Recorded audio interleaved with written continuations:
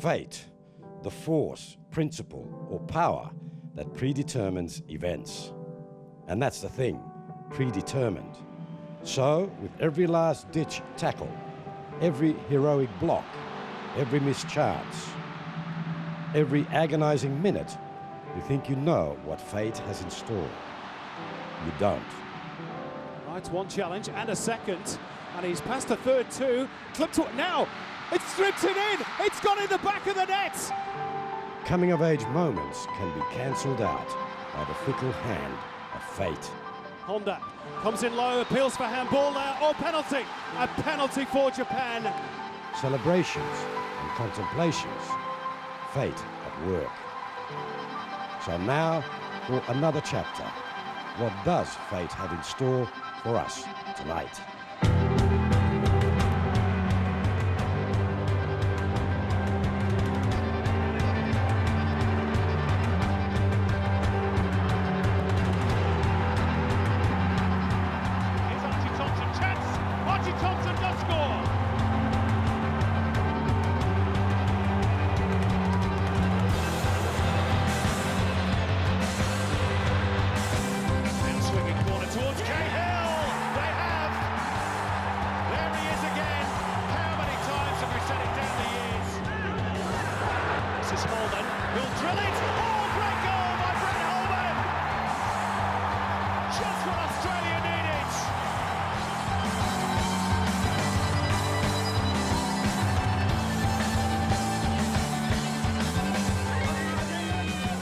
Welcome to Melbourne, the sporting capital of Australia, and home to many a dramatic night of football.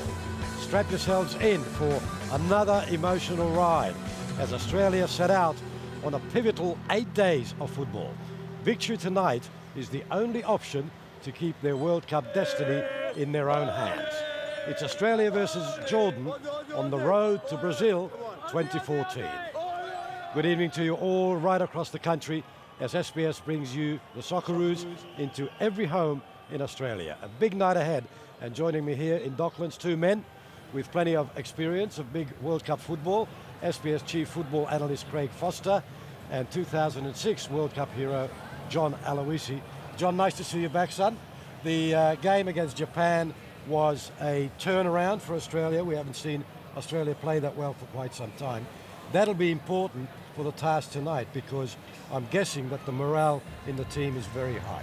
Yeah, they would have taken a lot of confidence out of that game. It was a good result, but it was a great performance, and I think you'll see tonight it will be a little bit different because we have to dictate the game, but the morale of the boys, the confidence that they would have taken out from the Japan game will help them, and I'm sure that we'll get a good performance tonight and all 3 points.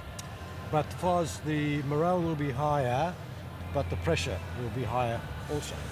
Well, that's right, and that's what they have to be able to deal with, not just tonight, but of course in the final game against Iraq. You know, how we could do with some strength of character of the guy sitting on my right here, you know, taking that great penalty. That's the sort of spirit they need from 2005. You know, you always knew the campaign was going to come down to the last couple of games, particularly because the first games were away from home. And it's a great advantage to have them at home. It'd be very different tonight if this game was away. So it's an advantage for Australia after a game against Japan. They're capable of winning tonight. There's no question. They just need to put on the performance they're capable of. Okay, time for the teams, and David Zrilic is pitchside with the news. David? Thanks, Les. Well, the Socceroos come into this game full of confidence after that exciting 1-1 draw in Saitama last week. I caught up with many of the guys in the lead up to tonight's match, and they were all very, very confident that they know what it takes to beat Jordan tonight. Now to the lineups. Holger Osik has decided to keep the same 11 that started that game in Japan last week. So Schwarzer is in goals, Wilkshire, Neal, Ogonoski and Mackay at the back. Bresciano, Milligan are that pair retained in midfield. There was some speculation that Mila Jedinak would come in there for Milligan, but Milligan retains his spot. Cruz, Holman and Orr are the three attackers in behind, Timmy Cahill up front. For Jordan, well, they won't need any extra motivation after their Iraqi coach Adnan Hamad was detained and questioned for 4 hours at Melbourne Airport upon arriving from a 4-day camp in New Zealand. Hamad makes one change to the side that shocked Japan to a win 2-1 in Jordan just over a month ago. Adnan Hassan comes in for Ode Zaran, but the key man will once again be the number 9, Ode Al-Safi, who caused Australia all sorts of problems the last time they met. But as you can see, the roof is open, and that was on the request of Australian coach Holger Ossik, who thinks it'll be a distinct advantage for the Australians tonight with the cool temperatures.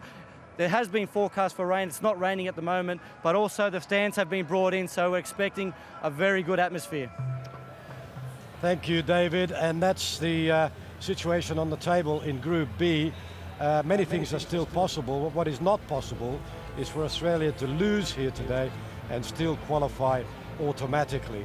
So let's reflect on the lineups. Foz, you and I both, I know, were hoping that he would stick with the lineup and not make any wholesale changes because Australia played so well against Japan. You want to field a winning team, don't you? Well, you, I, and probably the rest of Australia, Yeah. certainly every Socceroo fan, there's a lot of pleased fans out there tonight. I think he's made the right decision. Mark Milligan coming into centre midfield gave them, I think, a little bit better security on the ball. After about 20 minutes against a fantastic Japan team, all of a sudden it was Bresciano and Mark Milligan who I think changed the game for Australia. Those two started to get hold of the ball and play. And off the back of that, Brett Holman thought, I'll get involved here as well, started to come a little bit deeper, and the three started to get some control for Australia. They need that tonight. It's a different game. Therefore, you need someone in the centre of midfield who can, not just defensive qualities, and of course Milligan's played numerous times in centre of defence, but also to be able to set up, carry the ball forward into attack, which he likes to do, and he also provides a goal threat. So for me, alongside Tommy Orr getting another start, he was the match, well, almost the match winner away against Japan. Great decision.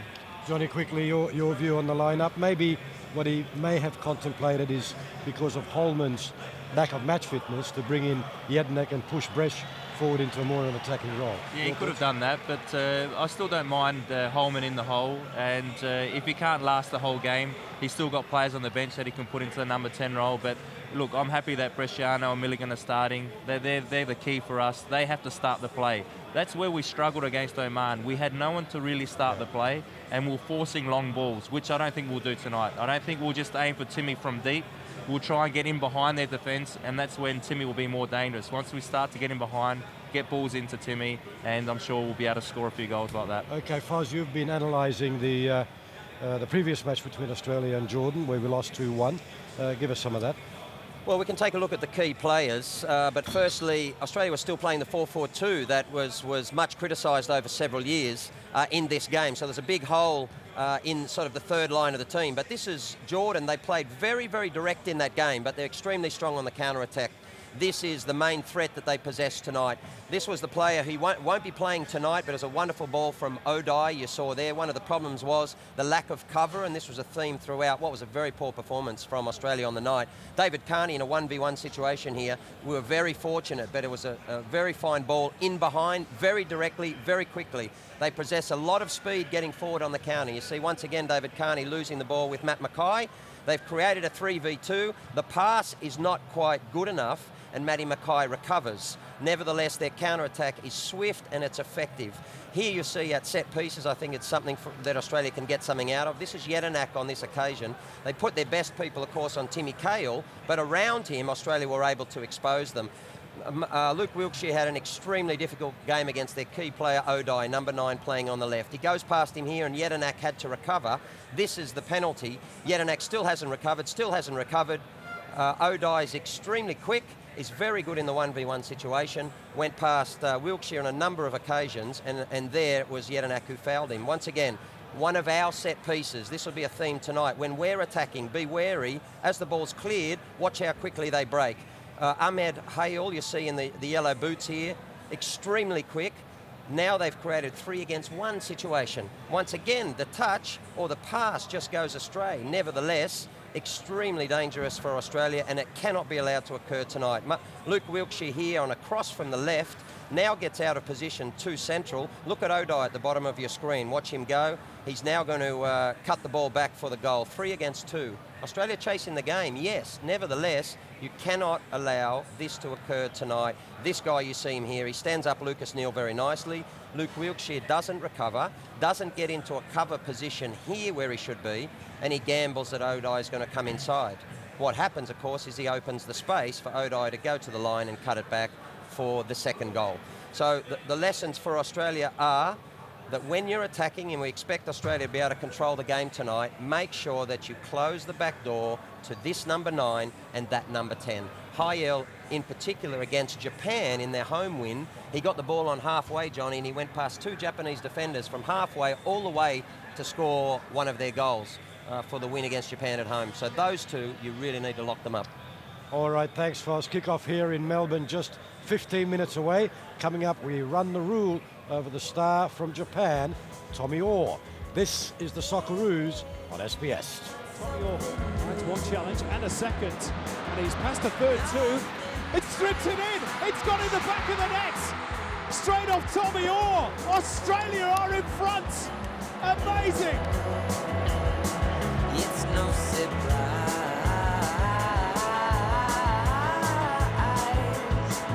Stay's not what you do.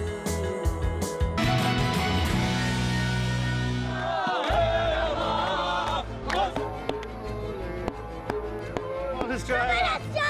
Just want to win the game, that's all. Australia! Australia are going to win. Go Australia!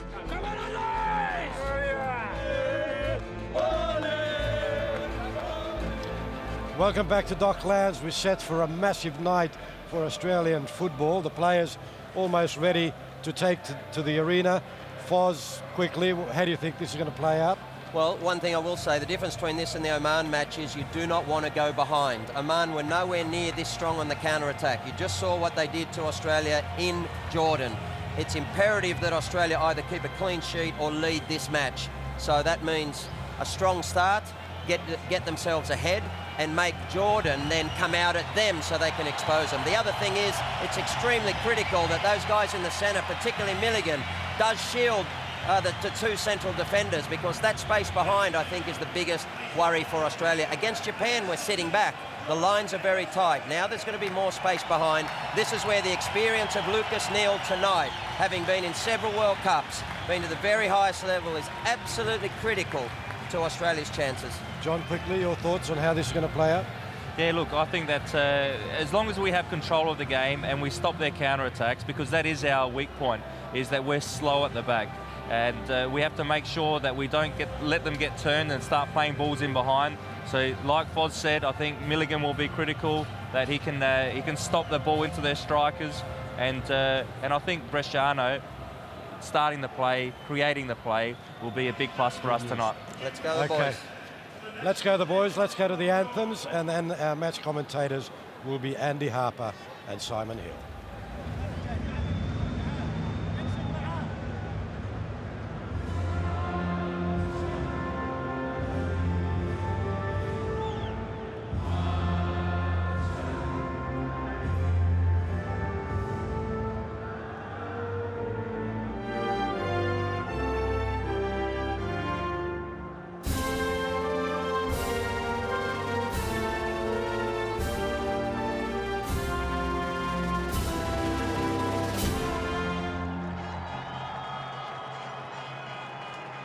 Ladies and gentlemen, please now stand shoulder to shoulder for the national anthem of Australia.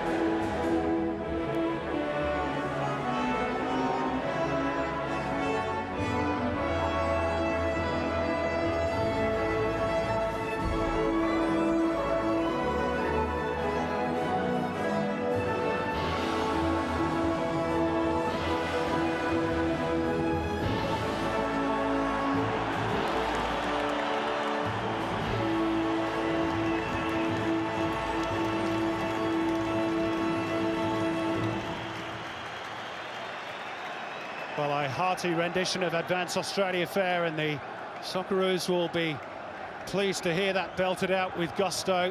Lucas Neal in particular with a call to arms in the wake of that draw in Saitama, asking the Australians in the stands to do their bit, while the Australians on the pitch attempt to do theirs.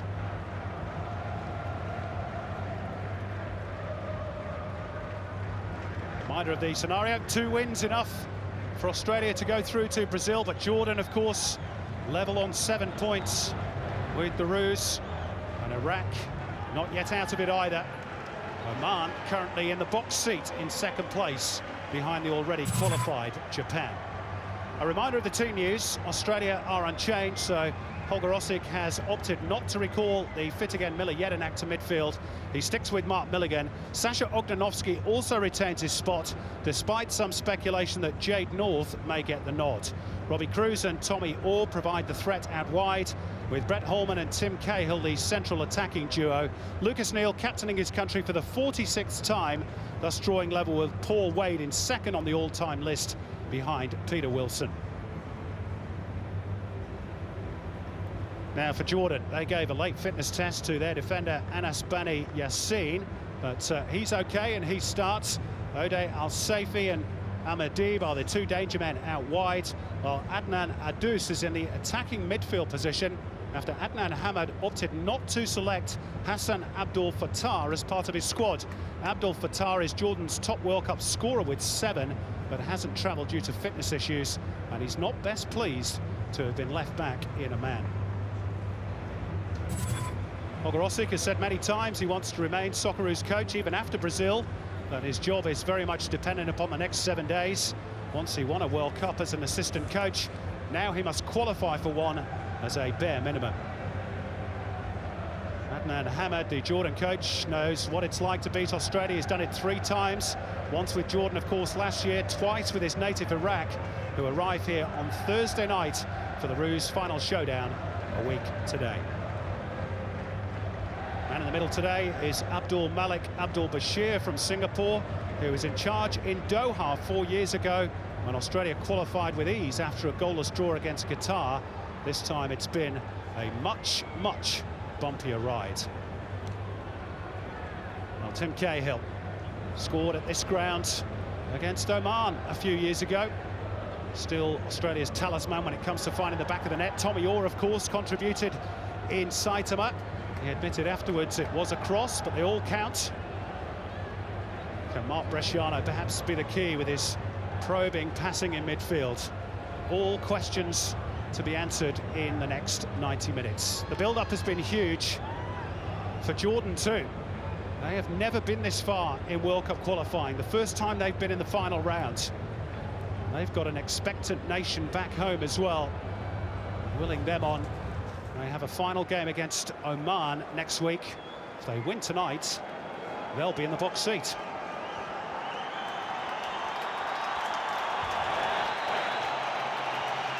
So the penultimate night of qualifying, and everything on the line for Australia. Expectations high after Japan. But tonight, Andy Harper, could be a very different game from the one in Saitama. Well, good evening, Simon. Yeah, we're expecting a very, very different game. Jordan, a totally different proposition. Australia at home should be a different proposition. As mighty as the Socceroos were last week in Saitama, different mindset required here this evening. And the prize of 3 golden points at the end of this 90 minutes awaits both teams, but certainly the parochial locals, expecting the green and gold to do the business.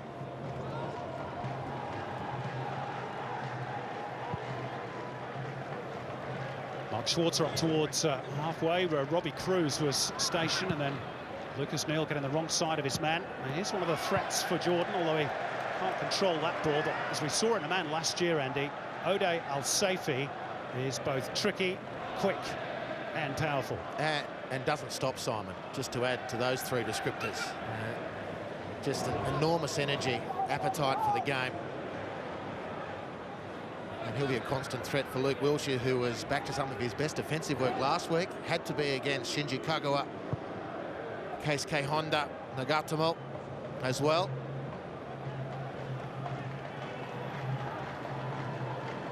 I suppose one of the questions tonight, Andy, So take a look at the Australian bench again. Is whether Australia are comfortable with making the play. That wasn't the case, of course, in Japan. In some ways, perhaps suited them a bit better. Yeah, that's been a lot of the discussion around this match and in the wake of that draw last week. And, you know, there's more than a measure of truth to it. And just as the Socceroos were steeled for a big performance last week, so too I'm sure they're primed to rise to this particular challenge, which is to dominate, to penetrate, and to score the requisite number of goals to ease the nerves. It's getting very tight in the run-in to Brazil 2014. Referee just requesting the Jordan goalkeeper, Anna Shaffi, remove the water bottles to a little bit further behind his goal.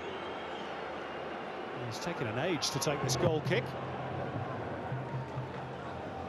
Goalkeeper known as the Whale for his rather unorthodox physique for a keeper and his acrobatics through the air.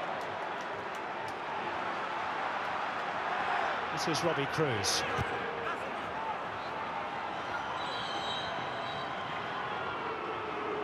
Jordan have got a man down on the far side. On that Hayel, I'd say it is, Simon. That last long ball contest. Interesting just on Jordan's lineup. Amir Deeb, the number 7, the skipper, who normally starts as a winger, is tucking in and playing off the man who is now getting attention, Ahmad Hayel. Further emphasising, I'd suggest, Jordan's approach to this game, which is to hit the big man long and early and play off the crumbs. And here's the challenge. Ogdanovsky just cocking that left arm, and the resultant attack from Australia, Timmy Cahill. We'll see plenty of that tonight. And Robbie Cruz, his first sight of anything meaningful. Well, the Australian crowd are pretty nonplussed, and I think we can gather from that little conversation that Holger Osik is of a similar mind. He's already sensing trouble, the gamesmanship in the eyes of the Australian coach. Hasn't taken long to kick in, 3.5 minutes.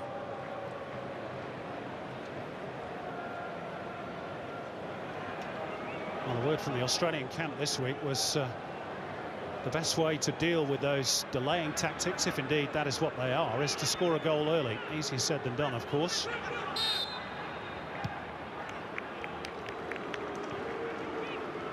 Do you think Jordan have come here for a point tonight, Harps? Obviously, it's very early days. Ahmed Hayal is back on the park to a chorus of boos. Well, they've got a very cagey coach in Adnan Hamad, and they're not going to open up early. And despite the porous nature of their defending, particularly in Japan, which has given rise to such a bad goal difference, they'll be banking on the 3 points and holding out, frustrating Australia and getting the one chance it might take. Because if they don't get 3 points here tonight, really, Simon, the best they can hope for is the third place playoff. And Ed Ingham, if this is nerve-wracking, that is taking things to a whole new level. Talking of which, if it was to end in a draw tonight and Iraq were to beat Japan, who of course are already in Brazil, then final day showdown would see 3 teams on 8 points. Not sure our hearts could bear that. Anyway, may not come to that.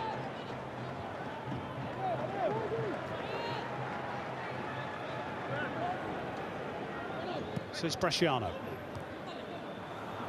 Seeking but not finding Tommy Orr. Deeb out-muscled, and then slightly wayward pass by Brett Holman. Just given possession back to Jordan, but only momentarily. Now Holman with the opportunity to turn. Cruz is lying prone on the turf at the moment. Tommy Orr to try and swing a cross in towards Tim Cahill. And it's a fairly routine gather by Amar Shaffi. Yeah, not the cross that Tommy Orr would have been hoping for, but then again he scored from one of those last week in Japan, so who's going to question him?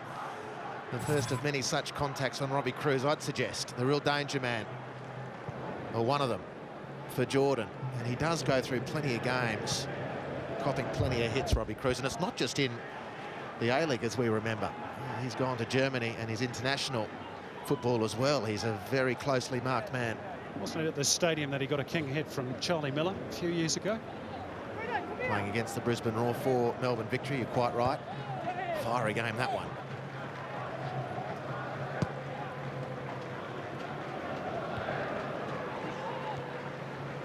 Cushion header by Saeed Merjan. This is Basim Fati. Slip on the turf, Odale Saifi, and he was somewhat bundled over by Wiltshire, but referee, perhaps wisely, has allowed the advantage. Still Basim Fati, and he's threaded his way through 3 defenders. Australia buzzing like flies around the ball. Now Cruz runs straight into Odale Saifi. Oh, very quickly, Jordan closing down Australia's players, particularly Bresciano and Robbie Cruz. He's done his work. The playing surface a real factor here, Simon. Players slipping all over the place already. And that too is completely different from the wonderful stadium in which Australia did their stuff last week in Saitama. Mackay trying to release Tommy Orr. Of course, there was an AFL game played on this surface on Sunday night, which might not have helped. Anyway, same for both teams. Neat feet by Mackay. Saeed Merjan back to help out his defenders. One in midfield by Milligan. Playing on home turf, if you like, really. Mark Milligan of Melbourne Victory. He kept his place after a magnificent performance last week. Beautiful touch, good anticipation to get the front and important position. The shot was wayward, but not a bad option. An opportunity just opening itself for the Melbourne Victory man.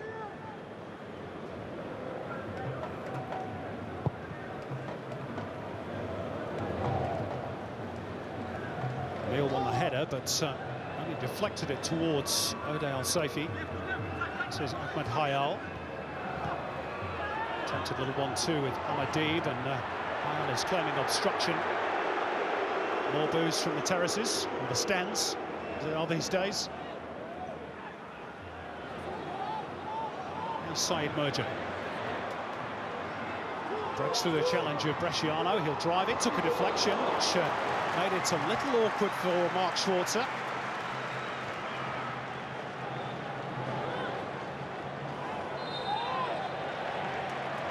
Shadi Abu Hashhash, wonderfully named Jordanian midfielder. A little bit high with the challenge, showing the studs on Holman.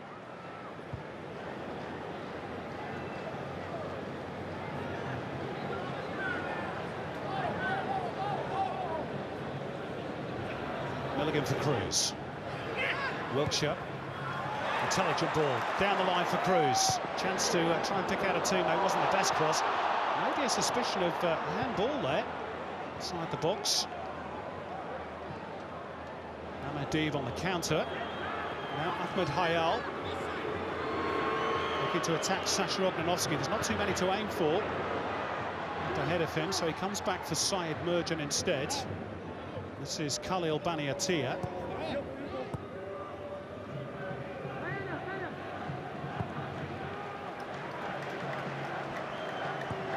Jordan retaining possession well. Basim Fati. Odale Saifi. Amadib. Trying to combine with Al Saifi as they did to good effect for that second and ultimately crucial goal against Australia in a man last year.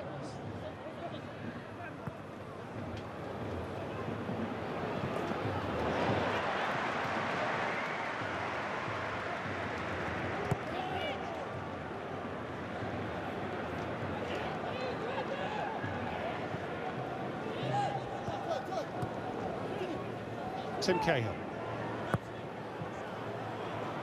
Trying to lift it over the top of the fullback and playing Tommy Orr. That's poor from Australia. It's been a very subdued opening 11 minutes. The options have been poor. The players too far away from each other to secure anything meaningful. Holger Osik cutting a way different figure this week from 7 days previously. And he is very nervous, rightly so, about this game.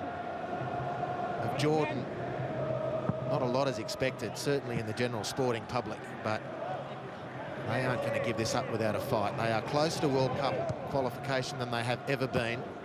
They're a team of fighters, and they're not going to let this one go easily. Australia have to get a hold of this. Good dummy by Cruz. Gets it back off Holman.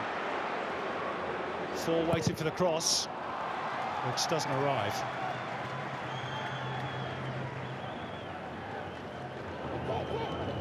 Wiltshire quick to get on with things. Cruz. Holman didn't anticipate. Chested down by Cruz. Australia back on the attack. Cruz to curl it, and it's beyond Cahill, and well, Jordan taking no chances. Nodded behind for a corner by Khalil Baniatia. Well, they got something from not much from the Socceroos. Robbie Cruz has had 3 opportunities to cross now. On this occasion, it was nicely flighted, and at least it beat the first defender. Problem for he and his team was that there was no one at the second post. Corner, not a bad outcome given that. Plenty of aerial threat here for Australia. Orr's outswinger. Off goes Cahill. Didn't get the best contact on it. And Australia will be penalised, courtesy of a high foot from Mark Milligan.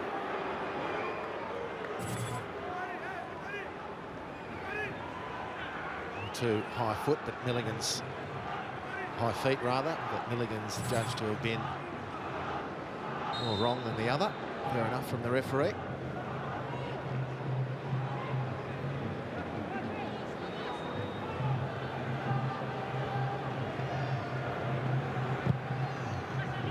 You said, Andy, it's been a subdued opening by the Socceroos. It's a subdued atmosphere, has to be said as well. It's nothing like Saitama a few days ago. Nor in Jordan, September last year, at the King Abdullah Stadium, where their countrymen and women did a brilliant job for their team. Very passive. The gathering so far. Team can lift them. Here's Cruz, who's got a metre on the fullback, and he looks for Holman, who was well positioned on the edge of the 6-yard box. And Jordan get it away. Well, that was better from Robbie Cruz, starting to find his range. And importantly for Australia, starting to get into some space. And here's a bit more of that space for Tommy Orr. It's beyond Cahill. Cruz is free. Back it comes, and a good save by Sheffield. Holman there. Bresciano blazes it wide. Great chance for Australia, and they should really be one up. Well, hopefully that will light the fuse here at Docklands. Poor defending. Baniatia out of position completely. Tommy Orr just helping it to the far post. Great awareness from Robbie Cruz, and Amir Shafi showing why he is in the top 2 in at least the Arab world of football. Brilliant work. That's Schwarzer-esque to deny Australia.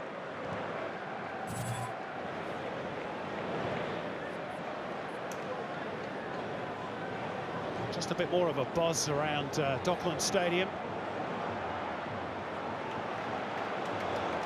Nervousness in the stands was evident in the team's play in the early stages, but Robbie Cruz started to get a bit of joy. Advantage played here, although the linesman flagged. Cruz is away, and Bresciano scores! Mark Bresciano, just what the doctor ordered for Australia.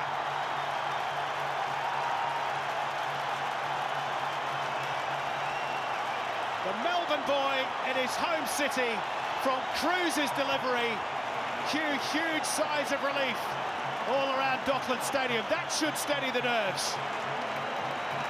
And all of a sudden, Docklands becomes a sea of gold, care of Mark Bresciano. And Jordan switched off fatally. They didn't play the whistle. It was a clear foul, but the referee, centre field, just look at him, read the situation, waved advantage, correct decision. Look, they've turned off, have Jordan. Robbie Cruz didn't put it on a plate for Mark Bresciano. And from 6 yards centre field, he can't miss. Brilliant, Robbie Cruz. What composure. Perfect service. And the trusty inside boot. The man does his statue celebration, and Australia some breathing space. Well, there's a bit of deja vu about important World Cup goals for Mark Bresciano. He was the man, of course, who scored the all-important equaliser against Uruguay back in 2005 in Sydney. How important might that goal prove to be? Not quite the same scenario, of course.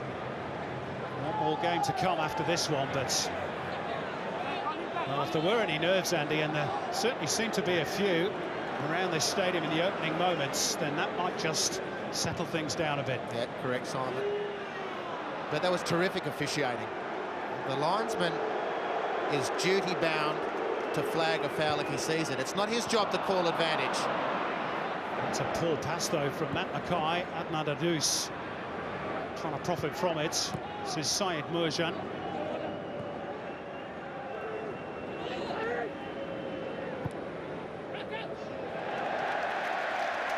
Way off beam for Adnan Adus. Here's the goal again. What a great angle from the camera inside the goal. Couldn't miss, didn't miss. Holger Osik, a relieved man, for the time being at least. And terrific work, Robbie Cruz. 17 minutes gone. He's had 4, if not 5, crossing situations, opportunities. And impressively, his graph shows improvement from each one to the other. Finally putting on the goal opportunity for Mark Bresciano. And that's his 13th goal for his country. Here's the booze again as Ahmadib goes to ground. This will tell us more. Yeah, clumsy from Mackay. Unnecessary too. And Australia mustn't allow Jordan into dangerous situations, as this will be from the set piece, from ill discipline like that from Matt Mackay. Basim Fati to deliver for Jordan. He's the left full-back, so this will be the in-swinger. Good confident shouts and take by Schwarzer. Wilkshire to set Australia going again, and Tommy Orr, if he can get around the full-back here, that's good defending in fairness. Well, that's excellent defending. In fact, it's Mohammed Mustafa, the central defender, because, of course, Basim Fati was further upfield, having taken the early free kick. So good cover provided by centre-back. This is Cahill. Holman touches it through, or flags up. Robbie Cruz just went too early. Correct call. Clearly offside. Not a bad little approach from Australia. A great story, Robbie Cruz, and we hope it gets better. And you can see him drifting way offside there, at least 2 yards.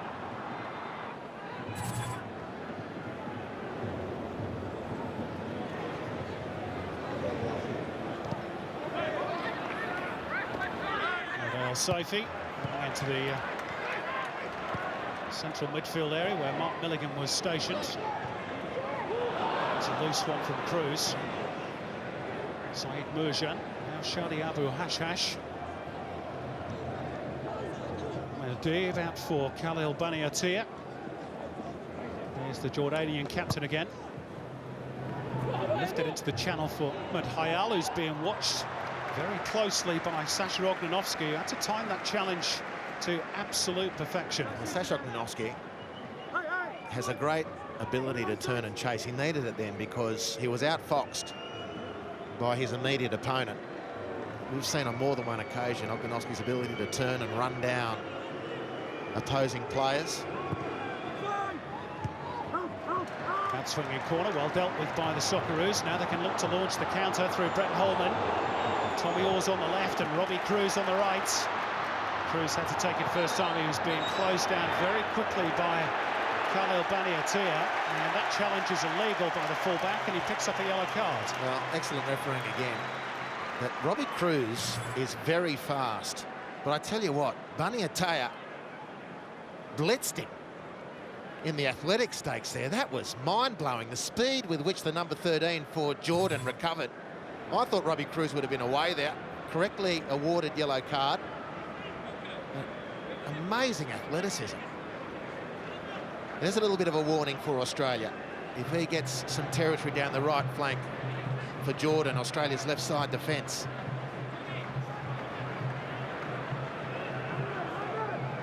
Baniatia, one of several Jordanians who plays his club football in Saudi Arabia. He's got a bit more defending to do here, as has Amr Shafi.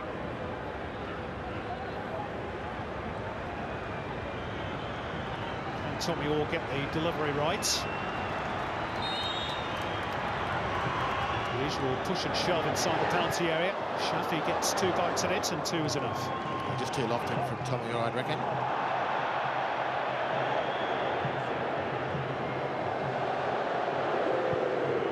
Shafi always going to be the favourite there. Wonderful goalkeeper. Just needed to hit that one a bit flatter, Tommy Orr. These are really important moments. Jordan behind on the scoreboard and perhaps a little bit vulnerable now. Australia's to put in a couple of telling ones into the Jordanian penalty area.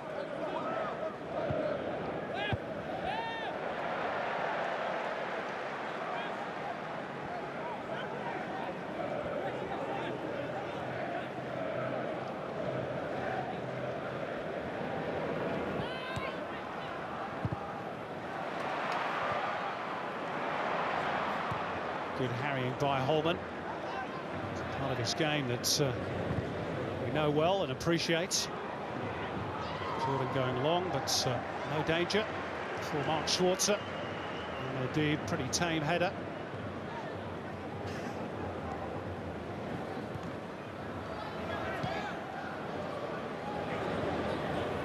Milligan scrapping forward in midfield. Good bounce, well read by Ognanovski.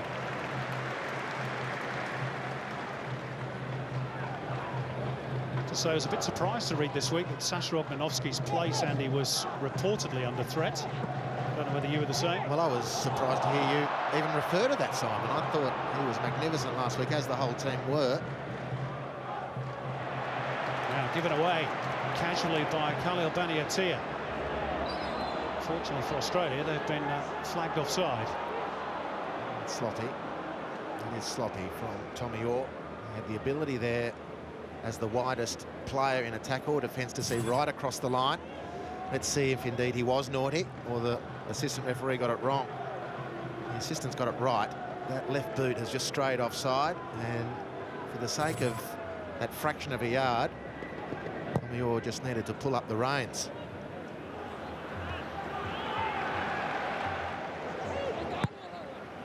Another good header from Ognanovski. He's been imperious in the air so far. Tie along the ground for Cahill. Orr keeps the ball in play with admirable dexterity. Back it comes for Cahill. Looks promising this for Australia. Milligan. Now Bresciano looks for his wide right. Bresciano goes left instead towards Cahill. Rather telegraphed that one. Easy for Mohamed Mustafa. That's good tracking back again by Milligan. Oh, it's great recovery from Milligan. Then hard to question someone of Bresciano's experience and quality, but questionable passing option. His last one, that's better. Holman into the channel, beautiful ball. Robbie Cruz is away, onside this time, squares it up, there's Cahill. Well, he had to manoeuvre his body in a fraction of a second to try and get the ball on target because it was ever so slightly behind him. He wasn't far away from making it 2-0. A really tough chance, but beautiful work, Holman.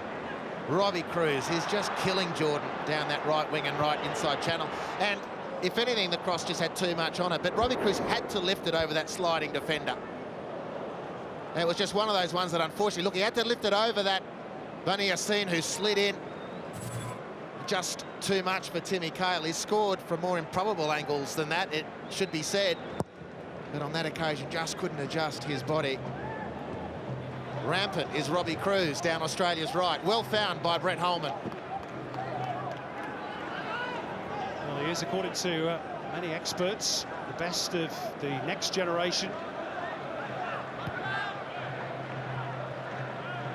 Many fans just wish there was a few more at his level. Anyway,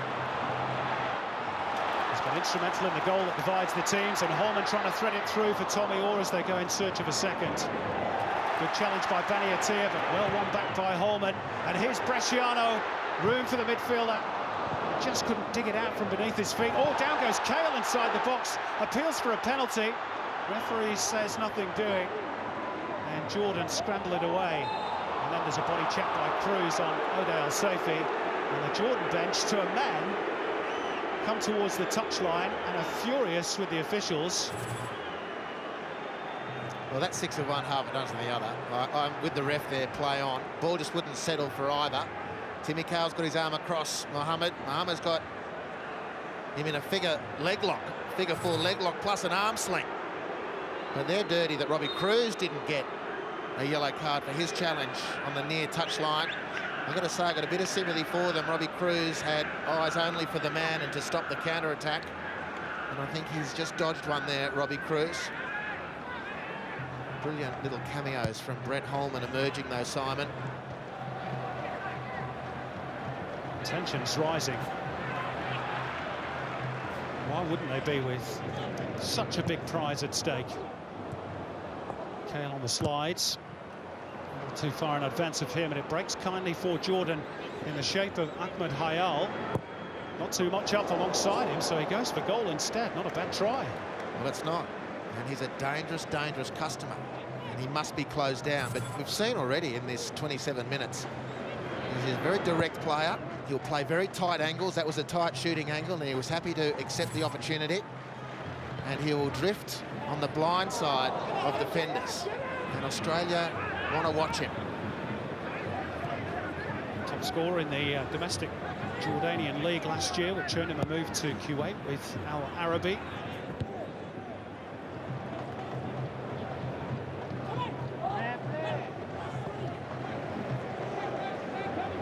There's Australia's goal scorer, Mark Bresciano.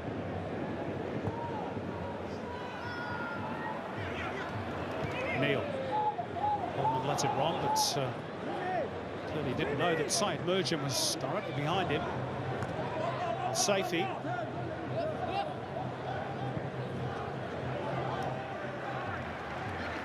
Nothing pass from Saeed Merjan. No cause for alarm for the Socceroos.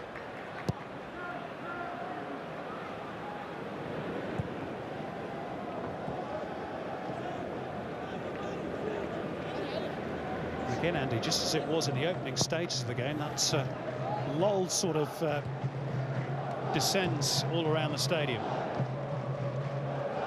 Yeah, look, Australia have had some very good attacking moments, but they're not totally nullifying the Jordan threat. It remains ever present. Rami Adib taking the throw in, the skipper. Saeed Merjan with the cross. Flicked away by Neil, retrieved by Ode Al-Saifi. Basim Fati with the volley. It's an awkward one to control. Half chance, perhaps, nothing more. No, nothing more than that, but it's more than Australia would want. Just not really completely dominating Jordan. Bresciano scored the goal. He's had a couple of other moments. But Holman and Cruz are the two who are really threatening Jordan. And just to repeat that point about the right fullback for Jordan, Simon, Baniatia, he's run down Robbie Cruz in one instance, and that last attack, Holman fed Orr. It was Baniatia who somehow managed to make up ground on Tommy Orr, and we know how fast he and Robbie Cruz are. He is certainly one to watch, the right fullback for Jordan.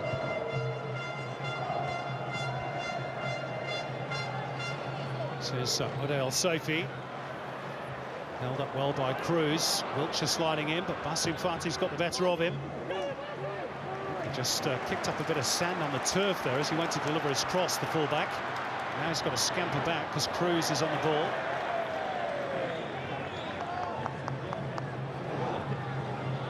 Good pirouettes by Milligan. Nice composure.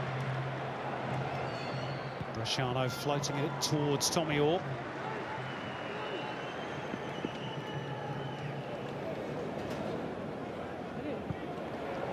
Tommy Orr's got blindside momentarily again of not for long. Baniatia. Good contest though, that one. Really good contest. And Australia would be wise to be more measured in their approach against Baniatia because he's never out of the equation if the ball, even if it has gone in behind him quickly. The ball by Cahill. Holman goes square. This is Wiltshire. Evades Al-Saifi. Saitu Ahmedib and continues his run. Now he's out of position. Milligan has come across the cover with Ode Al-Saifi on the ball. He's coughed up the free kick, Mark Milligan, but he held Jordan up well there. It's a sort of work that often goes unnoticed. Might he's done it to pretty good effect, not only tonight, but certainly in Japan as well a few days ago. Well, he's looked good. It's a definite foul. There's no way it's a yellow card, although Al Saifi is pleading for that. Milligan's not there or thereabouts on that occasion, and Al Saifi is away, opening up down the right-hand side, and it would have been trouble for Australia.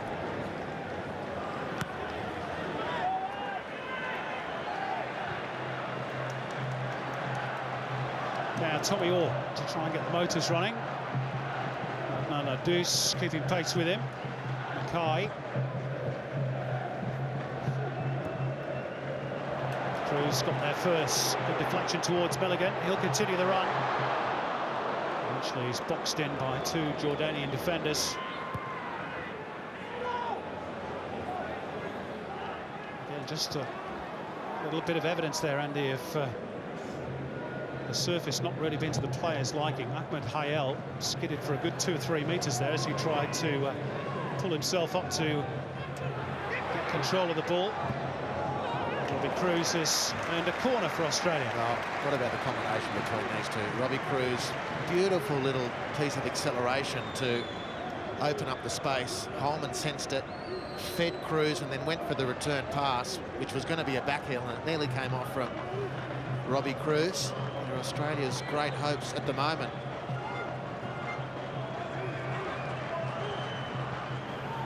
Just the second corner of the game.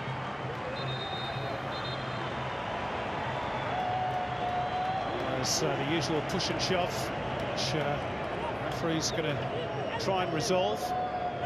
Shani Abu Hashash and Tim Cahill,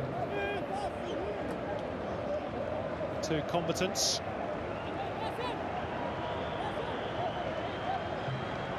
Now we're ready for Wiltshire. Sasha Ognanovsky, good contacts, not the direction. Scored just the one international goal. That came at the Asian Cup, of course, in 2011 against Uzbekistan. Having risen so well, he might have done better there. Big Sasha. Nice corner floated in by Luke Wiltshire. He is going to be a handful for Jordan from set pieces like that.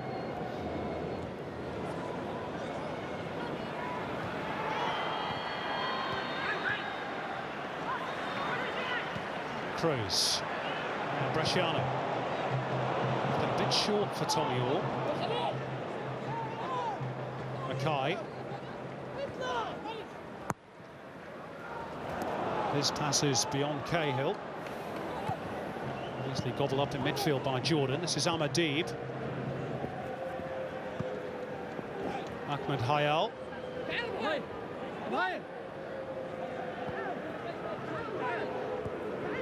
Syed Merjan. Now Adnan Adus. And Ahmadib. Cross with the left foot, and Neil stationed in exactly the right position. Such a steady game against Japan in Saitama.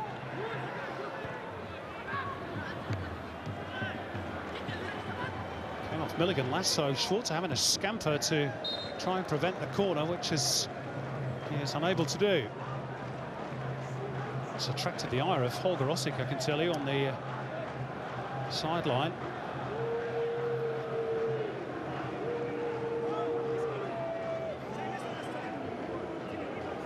Set piece opportunity for Jordan.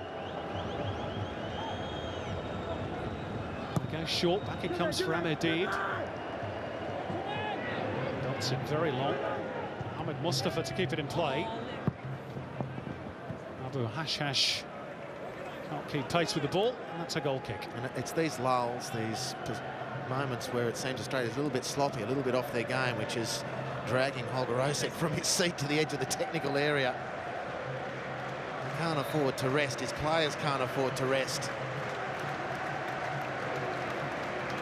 So I thought that was a goal kick, but clearly came off the Australian player last. The out-swinging corner. Not clear by Milligan. Now Saifi to pull it back out to the right-hand side. The linesman's fallen over. Cross comes in low this time. Australia getting it away, not too convincingly, but away nonetheless. Safety. Mackay sticking out of boots. He's the only Australian player in the Jordan half at the moment, and he's got about 5 white jerseys around him. And he's still got a throw. Well done, Matt Mackay. Indeed, he persevered. He got some result. There wasn't really much for him. There was certainly no support forward, and when he's gone for the 1-2 with himself, it seemed even more forlorn, but he persevered and won the throw-in.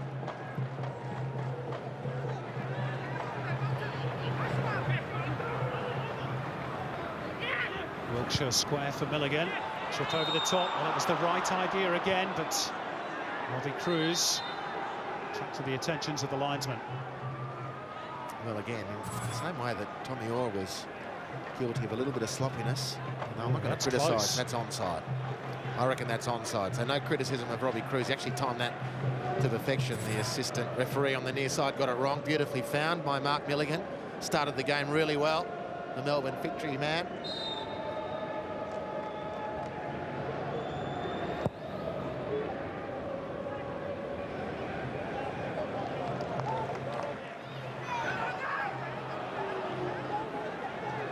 More complaints by Jordan, this time out of El Safi. Reasoning that he got a whack from Wiltshire.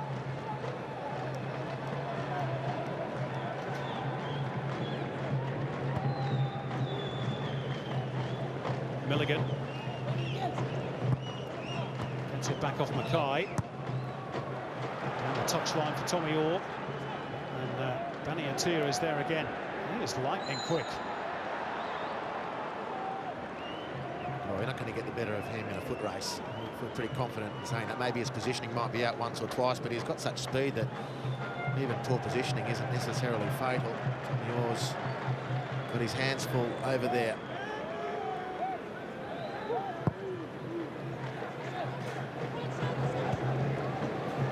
Skimmed off the head of Matt Mackay in the wrong direction so far as Australia are concerned. To touch off Ognanovski. Adnan Adus for Ahmedib. Central route blocked for Jordan. It's careless by Tommy Orr. Referee getting in the way as well. Jordan still have it. Ahmedib looking for the shooting opportunity, and then he turned into Mark Bresciano. Now Jordan have been caught upfield in numbers. Australia looking to launch the counter. Cruz with a sweep out wide right for Wiltshire. Free wait for the cross. Bresciano's a fourth. Wasn't really the pass he wanted. All the momentum for that attack. Somewhat grinding to a halt.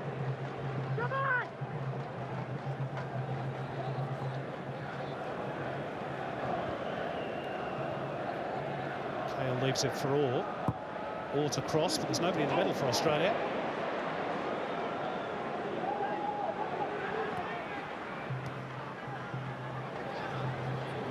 Good play by El Safi, and he's very robustly tackled by Lucas Neal. Good determination shown by the skipper. Bresciano with time. Wiltshire. Slip it through for Cahill. It's not the right execution.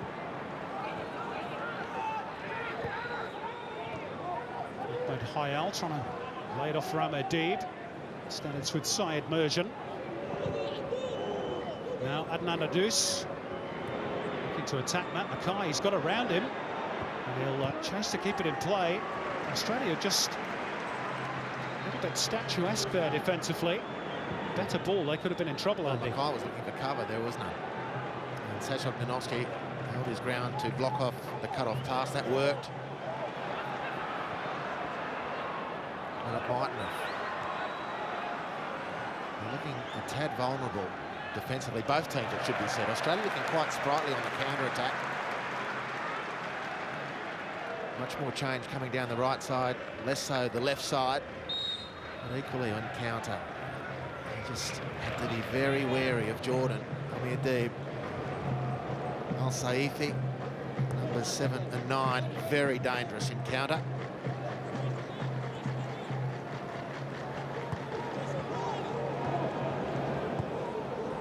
And just once or twice, Simon, Lucas Neal, just receiving the ball now, has left the line to try and get front position. Worked brilliantly for the most part against Japan last week. He's been caught short on 2 or 3 occasions, which is a concern. And Holman's found a hole between the lines and he's drawn the foul. A pretty good position for Australia too. Spani is seen, the man under the injury cloud. Just dangling a foot out, that was enough. A clear free kick. A word around the dugout before the game, Simon. Not only the fitness test did he have during the warm-up, but that he was going to play with an injection. It seems to have at least done the trick so far. He not at fault for Jordan's woes, which at the moment is care of the Bresciano goal. Maybe more to come from the same source. It's pretty straight, this one, about 25 metres out. Shafi's wall is set. Bresciano can hit a mean free kick. Just before half-time, this would be an opportune moment to get the cushion of a second goal.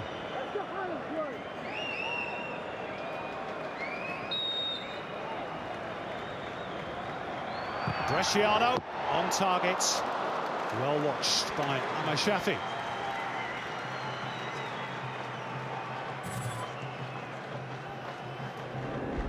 Well, he hit the available space to Bresciano, but Shafi read it early, very comfortable.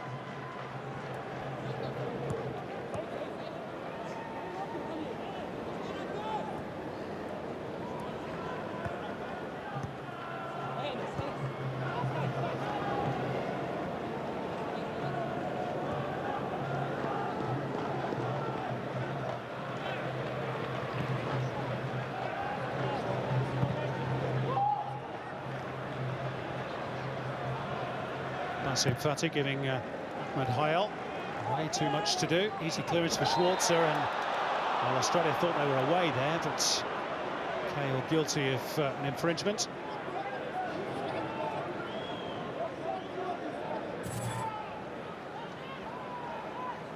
Just leaning into the defender. The only thing going against Timmy Cahill came slightly from the blind side, and I thought, for all intents and purposes, that was a pretty fair challenge from both players.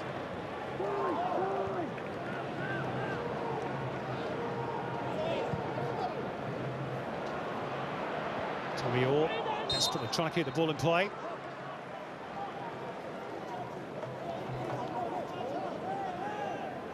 A tough opening period for Tommy Orr. A bit of joy at times against Matsuto Uchida in Japan. Khalil Beniatia, who's taken the throw in there. Stuck to him like glue.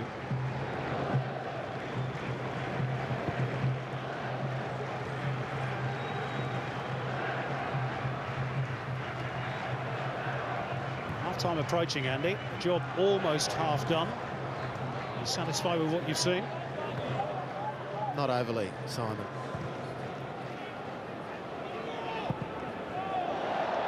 I think there's been some very positive signs. Holman and Cruz, their link play. I think Milligan has been very positive. Bresciano's tried as well, but we're not closing up the field well enough. We're inviting counter-attacking situations. Too many cheap turnovers, I reckon. Maybe it's the poor surface players losing their footing and consequently not quite sure of their touch, but I think from time to time, and Australia's, other than on counter-attack, when they're looking to build up, I think players are too far away from each other, increasing the margin for error in the passing. And then Jordan break away. And I don't think defensively, whilst we haven't been really tested that much, I'm not convinced we look as strong in that department as we did 7 days ago in Saitama.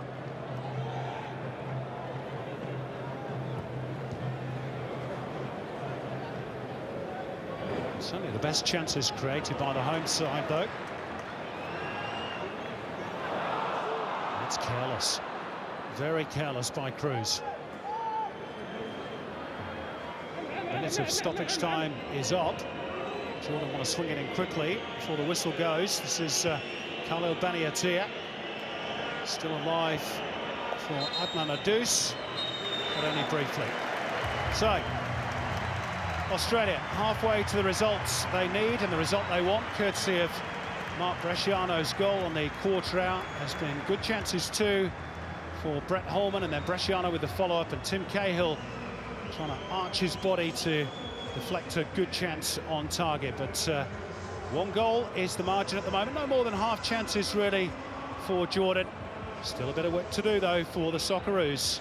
At the interval at Dockland Stadium, they lead Jordan by 1-0. The A-League comes to SBS Friday night from October 11th, live right across Australia, and we kick off with Sydney FC and Newcastle Jets in the opening round. Mark Bresciano is the man between the two sides with his goal on 15 minutes. So that's how it looks at the moment, 1-0 to Australia as we go into the second half. John, will there be any adjustments from either side here? Look, I don't think just as yet. I think Australia should still try and play the same way when they were getting on top of Jordan. Try and take the game to them still, play in their half, don't allow them in the game, because towards the end there, they start to dictate a little bit, Jordan, and then we invited pressure. And, you know, I don't like that, especially when it's only 1-0. We have to try and make it 2-3 and kill the game off. Okay, Andy Harper and Simon Hill will take us through the play. Certainly make everybody here at Dockland Stadium feel a whole lot better about the nation's chances of qualifying for Brazil next year, which is going to be quite some party when it kicks off.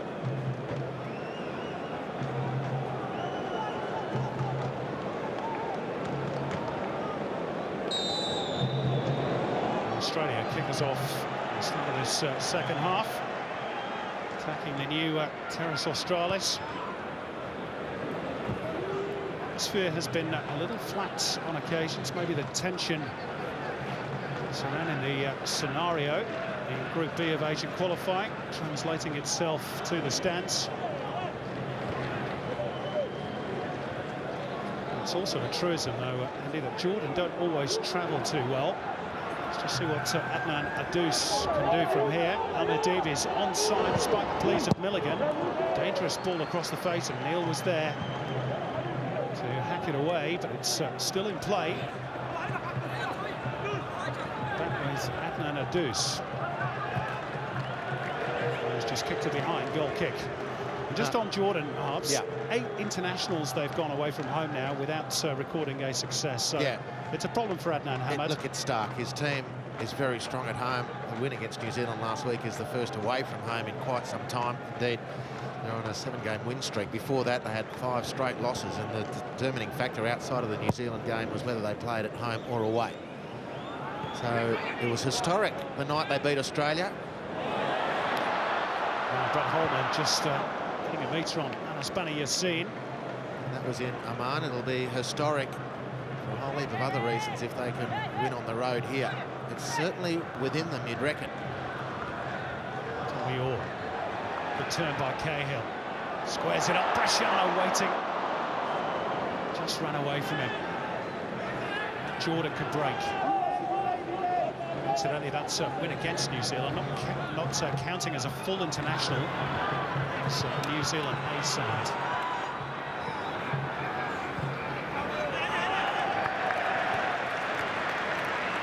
Attackers somewhat stumbled. It's Odell Safey who scored the winner against the Kiwis in Auckland.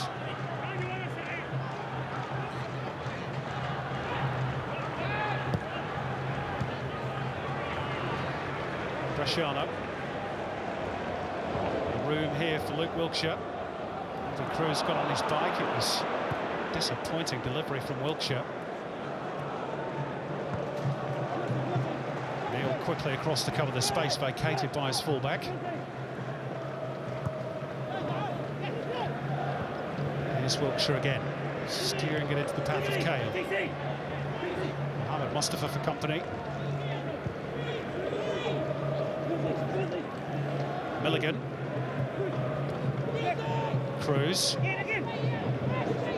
Wilkshire. Shocks off the attentions of one defender. There's room here for Wiltshire, but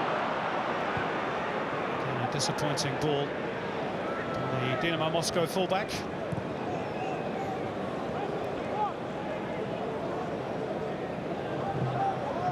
Holman. Mackay. Tommy Orr. That delivery with the left boot, and Ahmed Shafi opts to punch. He didn't get great distance on it. And Jordan survive. And here comes Saeed Merjan. Anadous has his pocket picked by Milligan. And you can see what Milligan was trying to do there, just trying to curl it around for Cahill.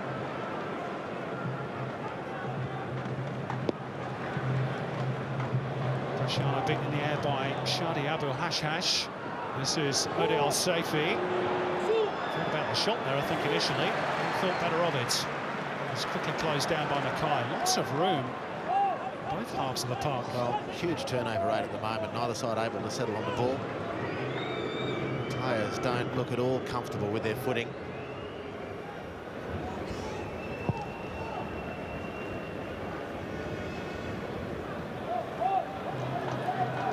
Deep finding Khalil Baniatia towards Ahmed Hayal. Well, he had plenty of time to try and steer that header into the top corner. Yeah, it wasn't an overly dangerous range for Australia. Schwarzer in the end didn't have to worry, but again, look at the way he drifts away from one of the central defenders. In this case, Sasha Granovsky was drawn towards the ball. He got in behind Lucas Neal, between he and Luke Wilshere.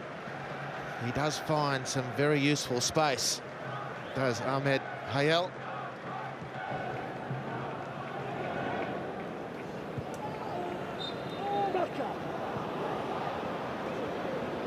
Cahill penalised.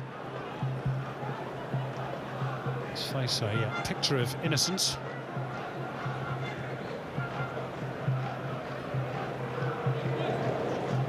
Bassem Fati. Saeed Merjan. Adnan Adous. Ahmadid. Back for Saeed Merjan. Closed down expertly by Brasciano. Now the counter is on. Holman just playing it through the legs of Brasciano. Couldn't quite gather it in his stride. This is Khalil Baniatia. He's stopped in his tracks by Milligan. Holman comes away again. Mackay.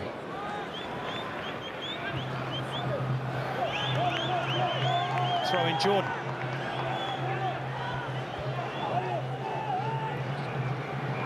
Saeed Merjan.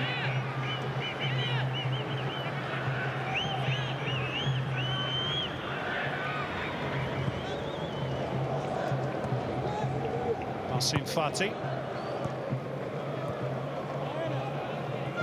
Merjan back for Mohamed Mustafa.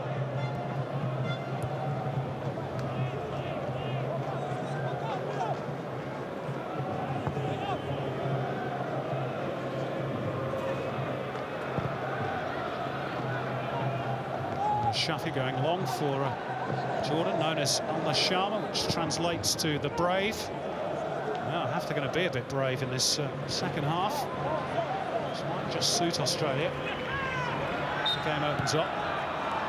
Foul on the fullback, Khalil Baniatia. Well, Lucas Neal spoke about exactly that. At some point, Jordan are going to have to come out and chase the game, show us what they got. So far, the scoreboard's gone to plan for Australia, and that remains the requirement for Jordan. Danger remains ever present for the Socceroos. The man on the ball, incredibly fast. Baniatia, and getting further forward as this half is getting along.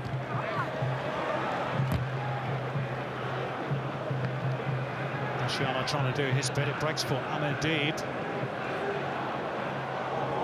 Bassem Fati to chip it in, but that's easy for Schwarzer. He'll take those all afternoon, or all evening, I should say.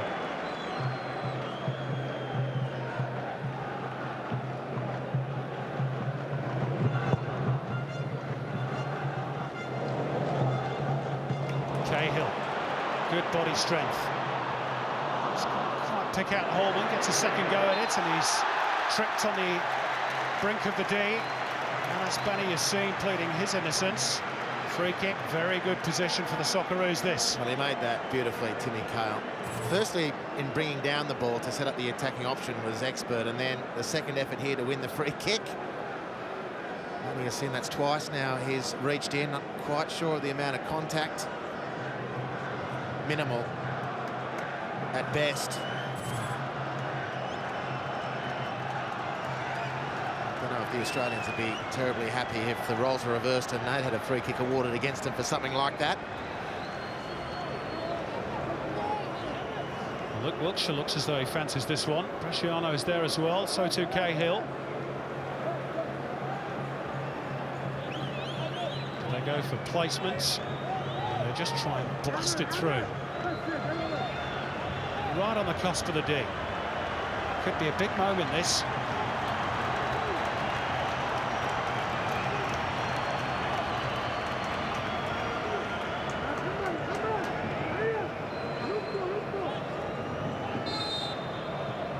It's going to be Wiltshire. Drives it straight into the wall.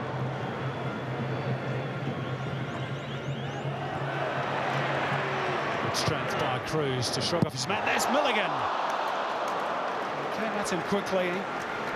Just couldn't keep it down. A good chance made by Robbie Cruz, refusing to let the ball go out. Everyone else had switched off, including Hush, but he couldn't get there quick enough. And Mark Milligan's got the technique to do better with that. It's a difficult chance. It came to him really quickly, but he has great technique, particularly for chances like that. He's had a good game so far, Milligan. And that would have capped it off, really and truly.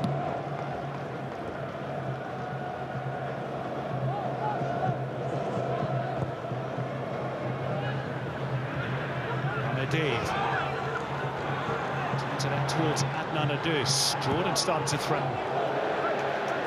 Well, at least they were. The shots like that.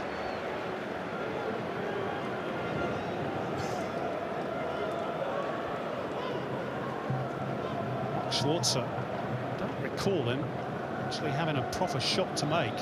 Shot to save, I should say. No, you're right. He's had to watch a couple go across his goal, pretty close things. And he hasn't actually had to stop a shot from going in.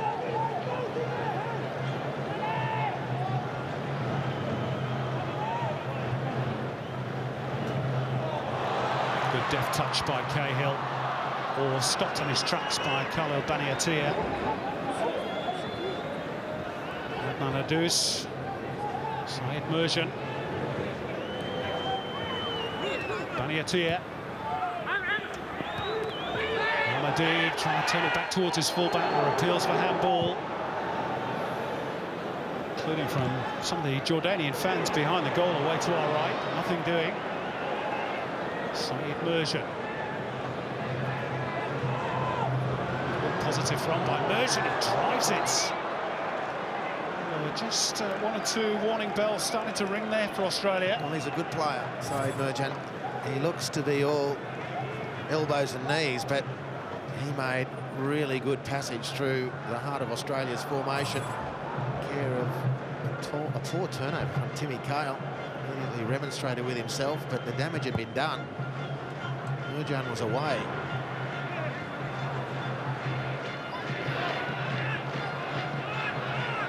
Cahill. Tommy Orr. Fair challenge by Baniatia. Again, he'll try and push forward. Nanadous. Safi. Shadi Abu Hashash.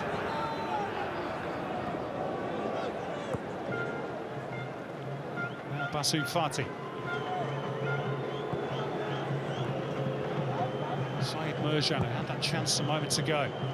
Well intercepted by Bresciano. And, trip on Tommy Orr. Clear foul by Ahmadib. Perhaps got lucky to escape a yellow card for that. He is sitting on one already. Another one would have ruled him out of the trip to Oman.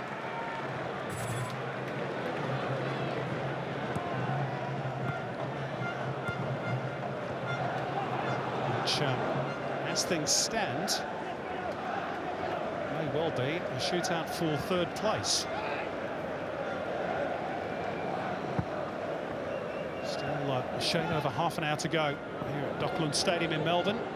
Australia leading courtesy of Mark Bresciano. A bit more pressure being applied by the Jordanians, and Adnan Adus is around Matt Mackay with ease. He drills it low and hard across the face. That'll be a goal kick, and Australia, their nerves just a little bit shredded at the moment. So they're looking very porous down their left-hand side. I reckon Archie Thompson, who's stripping off and getting ready to play, will come on for Tommy Orr.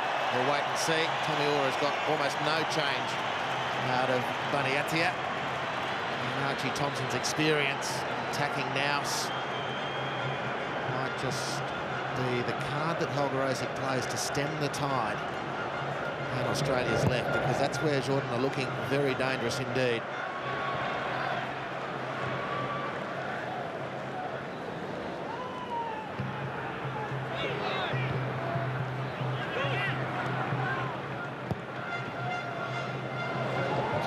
Hanging it up for Tim Cahill.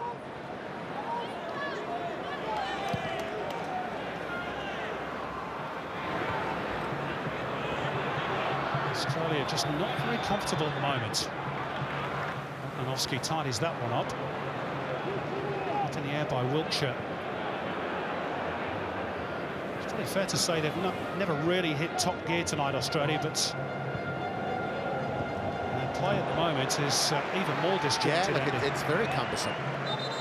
They haven't had the spark in an attacking sense as they did in the first half.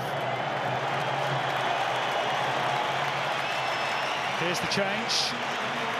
Archie Thompson, very popular, of course, around these parts, instead of Tommy Orr. And here he comes at the scene of one of his biggest ever triumphs, of course. 5 goals he scored at this venue in the grand final back in 2007. I'm sure just one would do Holger Osick this evening. Here he is on the ball.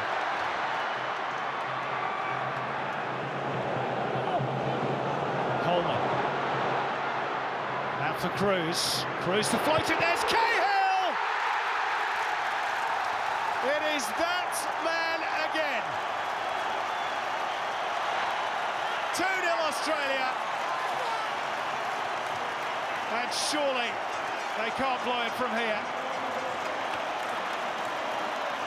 The Socceroos again indebted to their greatest goal scorer of the modern era. Tim Cahill, a gift to the Socceroos that just keeps on giving. And in fairness, it was a pretty decent ball in too.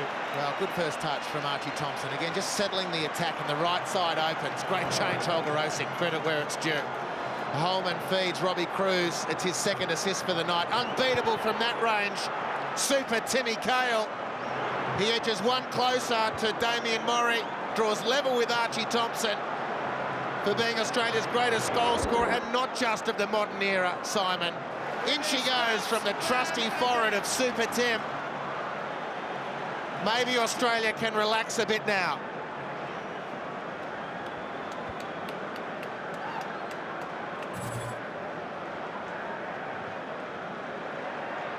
Well, Archie Thompson, strange, isn't it? Just gave the whole place an immediate lift, as he did, strangely enough, against Saudi Arabia when Australia were struggling in this city about 15 or 16 or so months ago. Jordan have got to come out and play now, no doubt about that.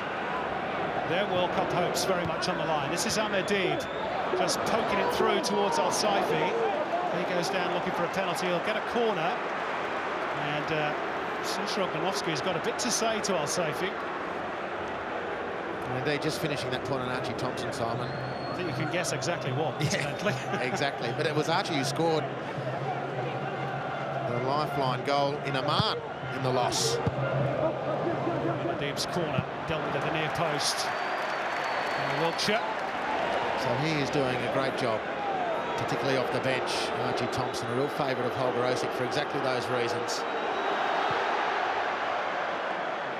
Shafi doesn't want to be messing around with the football with Australians bearing down on him.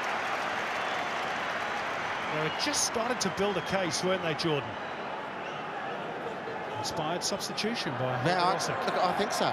Definitely Tommy Orr was finding the going really tough, and the experience of Archie Thompson, immediately just seeing him walk to the sideline, brought the crowd into the equation, and then that first touch of Thompson's pretty uncomplicated, but opened the attack down the right side where Robbie Cruz put on his second telling cross of the evening. Actually, there's been 3. Let's not forget that great save from Shafi, by Shafi off Brett Holman with the lead up from Robbie Cruz. So over Curzon bound. Robbie Cruz again to the fore for Australia.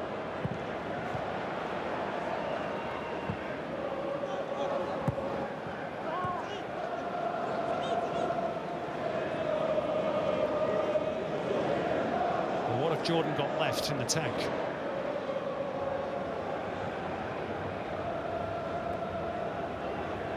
The goal difference is now blown out to -8.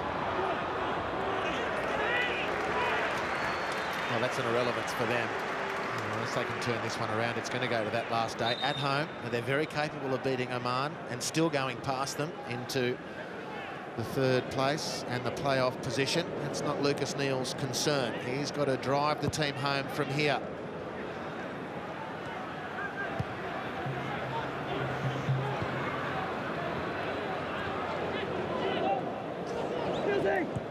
Milligan. Tail off balance, still managed to find a teammate, and Cruz is away from the fullback. Thompson racing into the middle. It's a good recovery from Anas Bani Yassin. There was not the cross Robbie Cruz needed, but this is my favourite part of Australia's play at the moment. Robbie Cruz running in behind the wide fullback, and Luke Wilkshire curling that ball round the outside of the fullback. It's very Melbourne victory of season 8 of the A-League. Thompson to Marco Rojas on the end of it, or the other way round.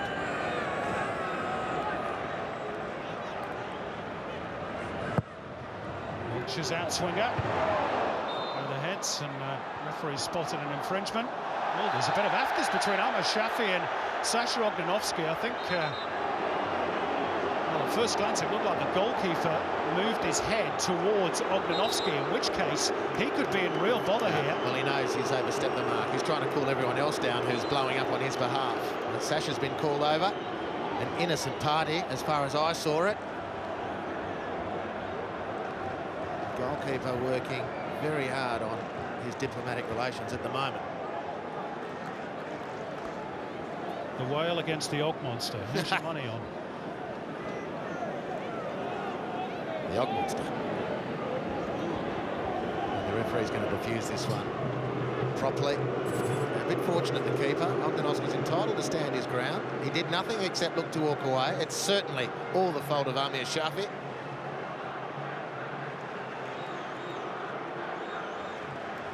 It's an angry ant there, wasn't Yeah, but well done by the referee. And look, high-quality goalkeeper, great experience, 120 caps or so. He knew that he'd overstepped the mark and then had to backpedal quickly. Well, it's going to be a double change for Jordan. Captain Amadib has been withdrawn, not nearly as effective as he was in Oman last year. His replacement is Yassin Al-Bakit, who wears number 3, another one of the foreign contingent, plays for Al Faisaly in Saudi Arabia. And Ode El Saifi has been withdrawn as well. His replacements, Hamza Al-Dardour. Very interesting, Harps. The 2 men that were picked really as being the 2 danger men for Australia tonight. They've both been taken off with about a third of the game to go. Yeah, it's not an uncommon change for Adnan to make for either player. So it's Cruz, Tia Pullman. So Al-Bakit's first involvement. Perhaps he can be excused the miscue. But it is a mini victory for Australia because their experience, leadership, quality, constant threat. If in only potential, because there wasn't a lot of evidence on the ground. Al Saifi was poking around the place, but not really anything material. Milligan, Thompson, 2 Melbourne victory plays combining. This is Holman. Australia going in search of a third goal here, and Shafi saves down low at his near post from Luke Wiltshire.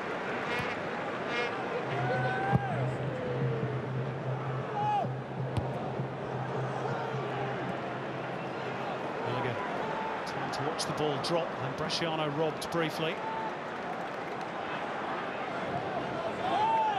Thompson.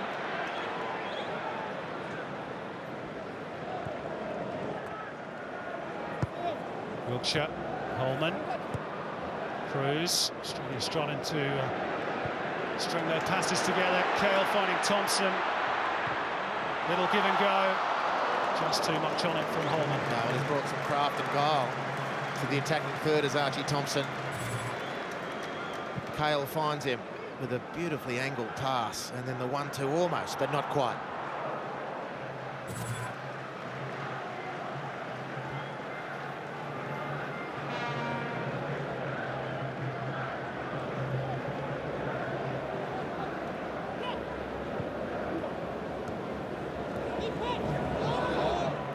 Robbie Cruz.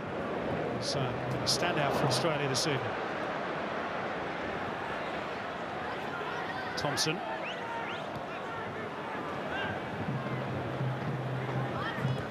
Holman, not too clever from Archie Thompson. The free kick's been given. I don't think Archie can complain too much about that. No, he can't, and he should be grateful he's not going to get a yellow card for that, because it was a clear foul, but Baniatia was away, and, I mean really away. That should have been a yellow card, in my opinion.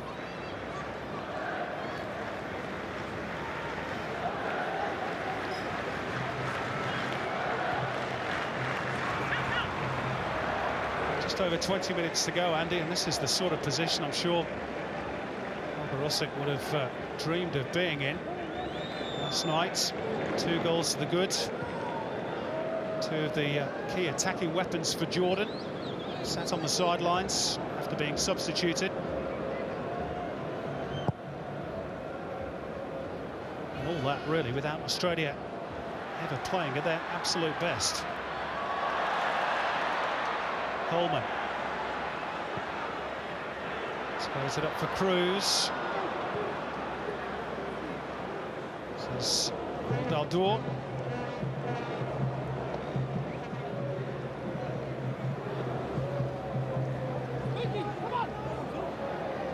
Syed Mirza.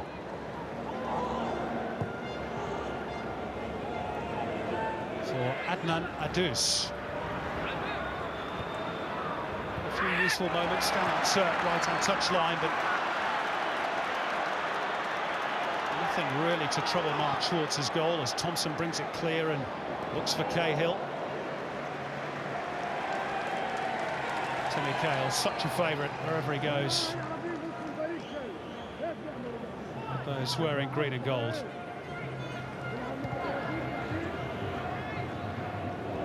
Milligan.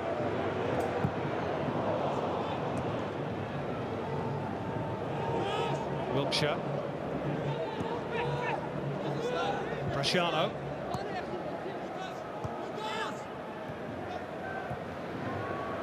Australia really dominating possession now. This is Holman to try and slide it through again for Thompson. And again, he's just put a bit too much weight on it. Now that's better from Australia. They're working the ball with intent around the penalty area. Beautiful work from Holman, just opening his body and letting the ball roll across onto that right foot, opening up the left-hand side of the field. Just too much on the pass for Thompson. He's very close twice now, Archie Thompson, in similar sorts of situations. Amir Shafi closing the danger for Jordan.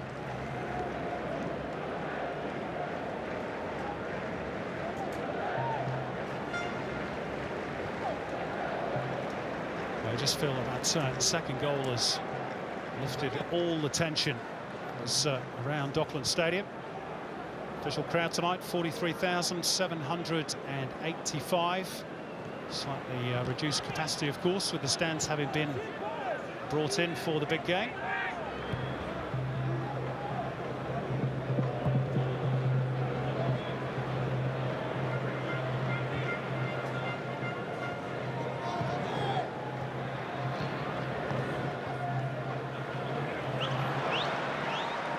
touch by Holman.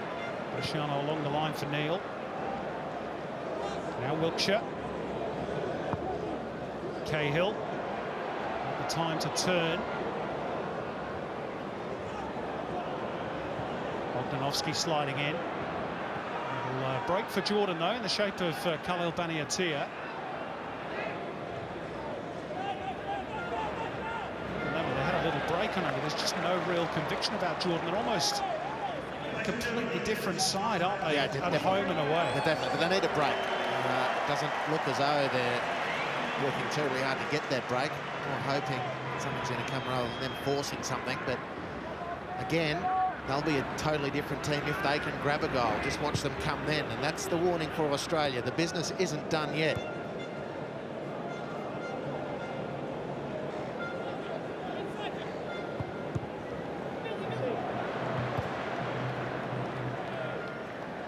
Al-Bakit's unable to make progress.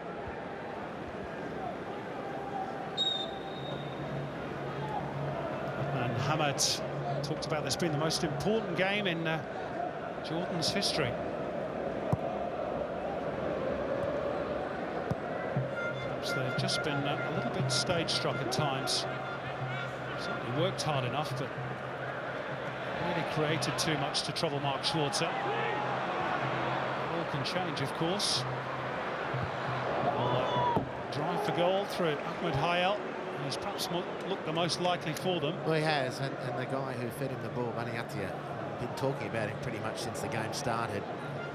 Again, he intercepted with great speed and then fed Hayel. Maybe Hayel, instead of taking the ball in and shooting with his left, he might have returned the favour and fed Baniatia, who'd continued his run down the right-hand side. This is Robbie Cruz.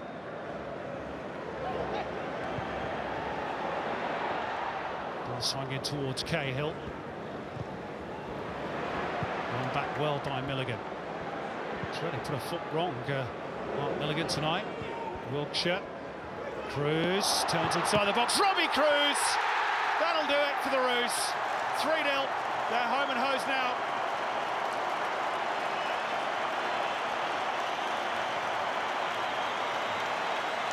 Well, brilliant from Robbie Cruz.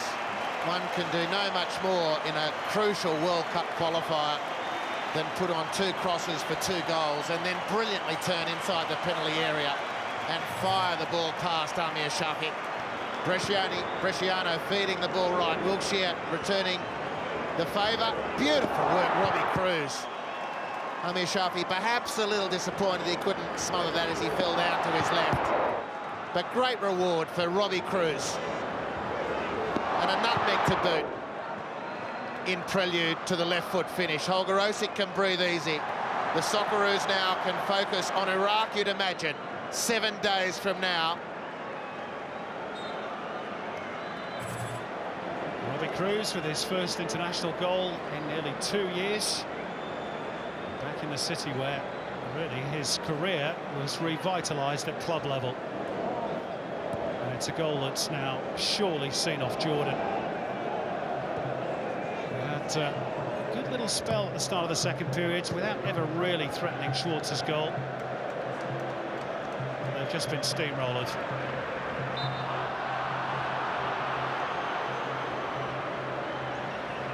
Now the time for Holger Osick to perhaps give some game time to some of Australia's real potential. There's the man you're talking of, Andy. Yep, it's a great sight. And Holger Osick, his team a little bit flat on occasion. They had some very impressive moments in the first half, but never quite sold, convinced everybody that they'd had this one in the bag. And then Holger Osick, credit to him. I think the change of Archie Thompson, very timely. The team has settled. There's Thompson involved again with his pick mate Tim Cahill. Holman trying to slip it through for Cruz. He was held up well by Mohammed Mustafa. Shadi Abu Hashash with the pump forward. It's just all too easy really for Australia at the moment defensively.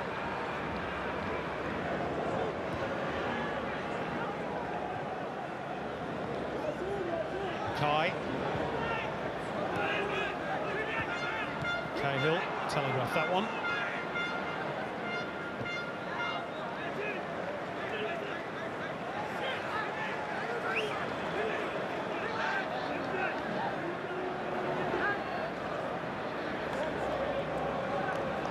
Rosick wanting to make the change.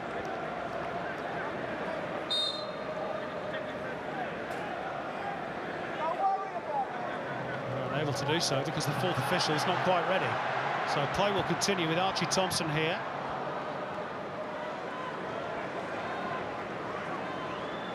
Now he's ready. Well, Tommy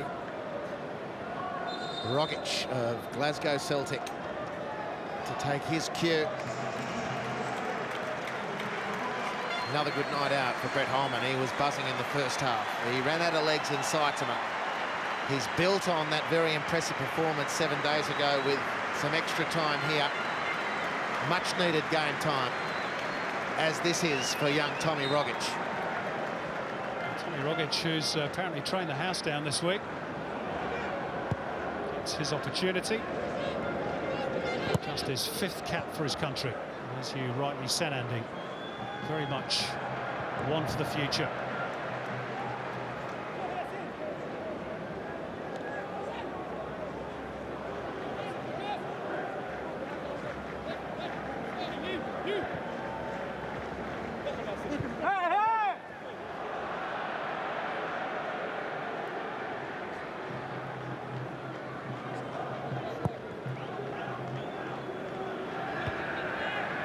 Cushion header by Adnan Adus.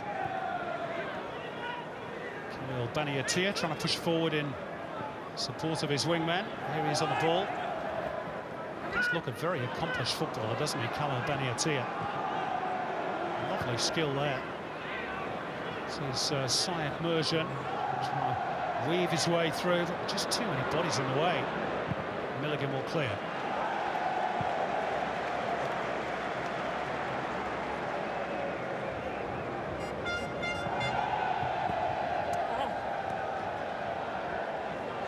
The final 10 minutes in Melbourne.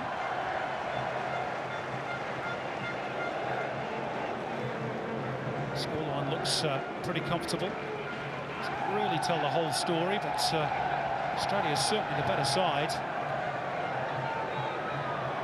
Certainly the only team that's created decent goal-scoring opportunities. What would Jordan have left? Well, Bakits the ball out of play. A man who's probably grateful just to be playing football. Last year he was actually imprisoned by the authorities for deserting his job with the military and going to Saudi Arabia to play for his current club, Al Faisaly. Anyway, he's been released now, and as you can see, playing international football as the Mexican wave goes around Dockland Stadium. The Mexican World Cup in '86 was pretty good. I think Brazil next year, Andy, might be even better. I think you got that right. Although a World Cup is great fun wherever it's held. Australia edging closer to earning their ticket.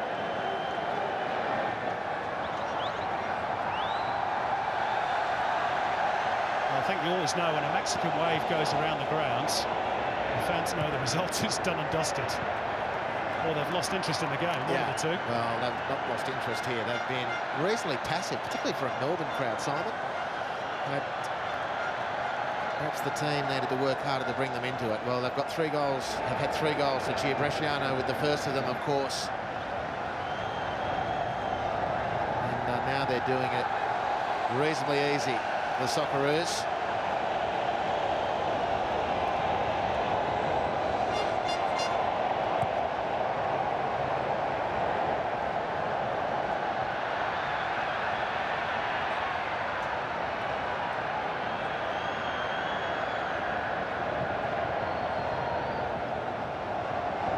Schwarzer to go long, good flick on by Cahill. I wonder whether Holger Rosick might have been tempted to give Josh Kennedy a bit of game time.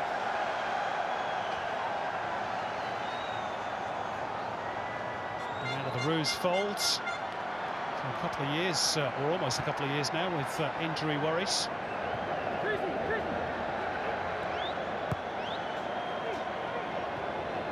He's got his choices spot on today, and here's Archie Thompson. I thought that might have been the moment when he drew level with Damien Murray on 29 international goals, but it wasn't to be. It's a great save by Amir Shafi too, and Tommy Rogic with the straight ball. Instinctive there from Luke Wiltshire. Great save, Amir Shafi. Thompson in on goal.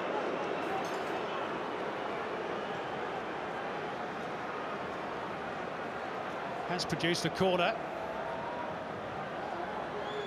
Wiltshire towards Cale, who hangs in the air as per usual, and it's flicked up towards Lucas Neal. I don't believe it. Lucas Neal has got his first international goal in his 91st appearance.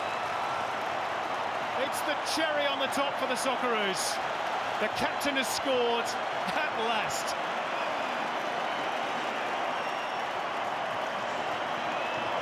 Well, Jordan are complaining about a foul inside the 6-yard box. Here's the ball in from Luke Wiltshire. Timmy Cale winning the ball. I don't know what they think the problem is, Jordan.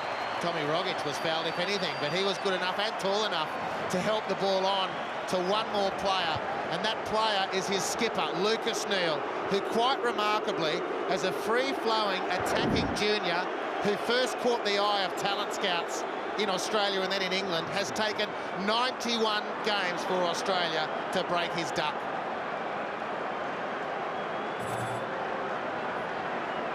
Well, he had a perfectly good goal ruled out, you might remember, against Saudi Arabia down the road at Amy Park last year. But that one does count, despite the protests. There's been a yellow card issued too, I think, to Basim Fati for the protests. There's a man down on the turf. It's all ending in disarray, really, for Jordan. And they have been in the contest for long periods of this game. I'm not sure 4-0 is the truest reflection of the way the match has gone, Andy. I think it's a reflection in the golf in quality, and it's not a true reflection on the way the whole game has gone. It's true, but Australia clearly a better team, that they took their time in really asserting their authority, I guess, is matter for some discussion. Well, there's the yellow card. In fact, it was to Anas Bani Yassin. I'm not quite sure what the blow-up was for in the first place. There was no question of any foul by either Tommy Rogic or Lucas Neal as he headed the ball home. Well, Robbie Cruz has taken his leave to be replaced by Dario Vidicic for the final few minutes. Here's another look at Lucas Neal's goal. Well, you've got to be able to contest the ball, haven't you? Okay, Adnan Nadus has taken whack to the face. I don't know. No, come on. Well, let's focus on Robbie Cruz's performance, Andy, because that's been terrific. Well, great stuff. I mean, he was a constant threat, particularly in the first half.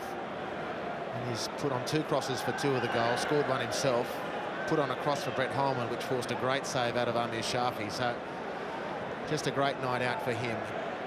Tommy Rogic, his first assist, well, certainly at this level of football, and not really the type of assist people would have expected from Tommy Rogic. They all count.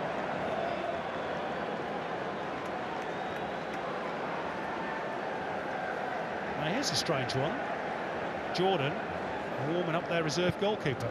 Well, I can only presume that Amir Shafi's picked up some sort of a knock. No, I think, well, it could be the case, but he's also in yellow card trouble, Simon, and one more card and he's out. Correct. And things could get combustible even in the time remaining for Jordan. I don't want to lose him for next week. Tommy Rogic weaves away from one challenge, tees it up for Cahill, and then Vidicic. That's a good save by Shafi. Another corner for the Roos. Well, Dario Vidicic just on for Robbie Cruz. He's got enormous potential, but what about this kid? Tommy Rogic skips past one. The telling pass to Timmy Cale. Vidicic can't find the back of the net. Amir Shafi, who's been really good tonight. Not that the Australian fans who are gathered here appreciate the effort. You reckon? but I don't reckon he's injured. I'm sure this is just to make sure nothing ridiculous happens between now and full time so that he's ready next week. He's asking the question why he's been taken off, and I'd reckon Adnan Hamad wants to make sure he's around for this time next week against Oman, which they now have to win. Jordan. The replacement, by the way, is Ahmed Abdel Sattar. He'll be on the park about 5 minutes. He's got to defend a corner here.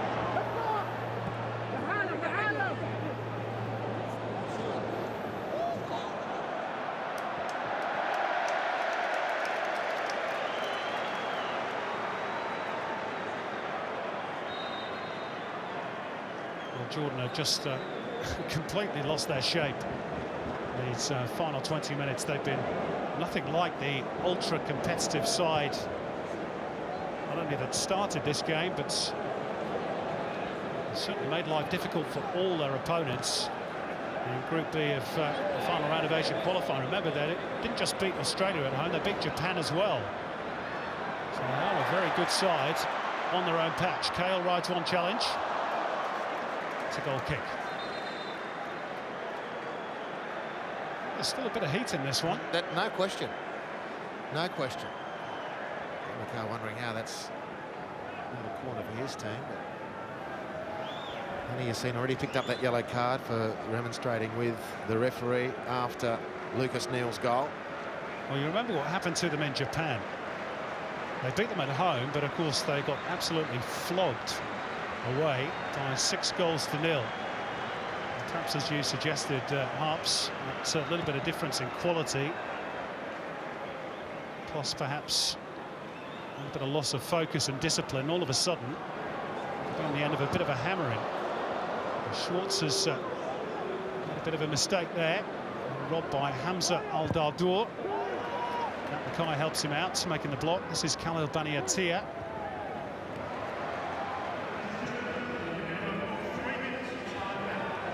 To 3 minutes of stoppage time.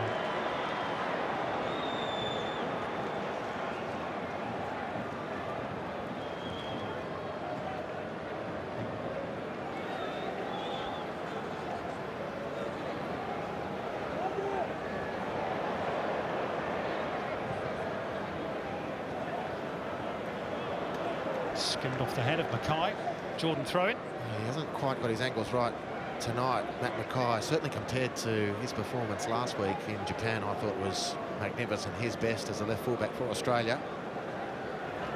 He was dominant tonight in his role. Syed Merchant brings it up towards the far post. It wasn't a bad try by Hamza Al-Dardour. It must have come off an Australian last. Yeah, Luke Wilshire, very nearly an own goal, I'd reckon. Schwarzer was beaten. Almost up. Al-Bakit with the corner. Schwarzer with the safe gather. We've got just over 90 seconds to go. What's your summation of the Australian performance tonight, Harps? Well, did the business on the scoreboard in an attacking sense down the right-hand side in the first half. Look, you know, very promising. And maybe, but for Amir Shafi, they would have got the breaks in front of goal that would have calmed the nerves a lot sooner than that was the case, because Australia struggled through the second half. Jordan looked dangerous. Holger Osik made a great change. Lovely slalom by Tommy Rogic, and still he goes. Looked at first glance as though it might have been a foul, but the referee was close by. And I reckon the change of Archie Thompson is what's changed the course of the match. Perhaps unremarkable was his first possession, which then fed Robbie Cruz, who hit a cross-in for Timmy Kale. That was 2-0, and Australia were breathing easy from that point. It wasn't always the case, but credit to the coach for making the change that, in my opinion, swung the pendulum Australia's way, and they've been way too good from that point on.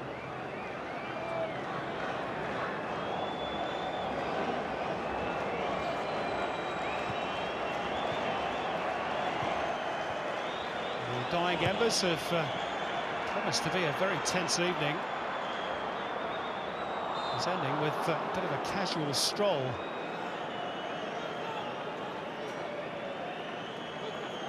Well, with with you, Andy. Archie Thompson's arrival just gave the whole place a lift. And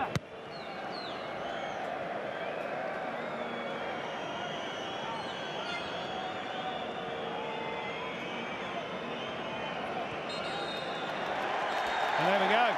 Australia's first home victory in the final stage of Asian qualifying is confirmed. The Roos get the job done in style in Melbourne. Now back in the automatic qualifying spots, and a win 7 days from now in Sydney will confirm their place in Brazil. Jordan vanquished, now bring on Iraq. Goals from Mark Bresciano, Tim Cahill, Robbie Cruz and Lucas Neal. More than enough to see off Jordan at Dockland Stadium. It's the Roos Knights, and the smiles are back on the faces of the Australian supporters. It finished Australia 4, Jordan 0 in Melbourne. And welcome back to Etihad. The good news is that Australia has won 4-0 today. And there is the picture in Group B.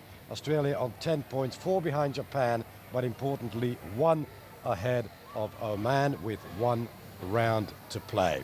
Well, it was an important evening for the Socceroo captain, Lucas Neal, and he's with David Zdrilic in his post-match interview.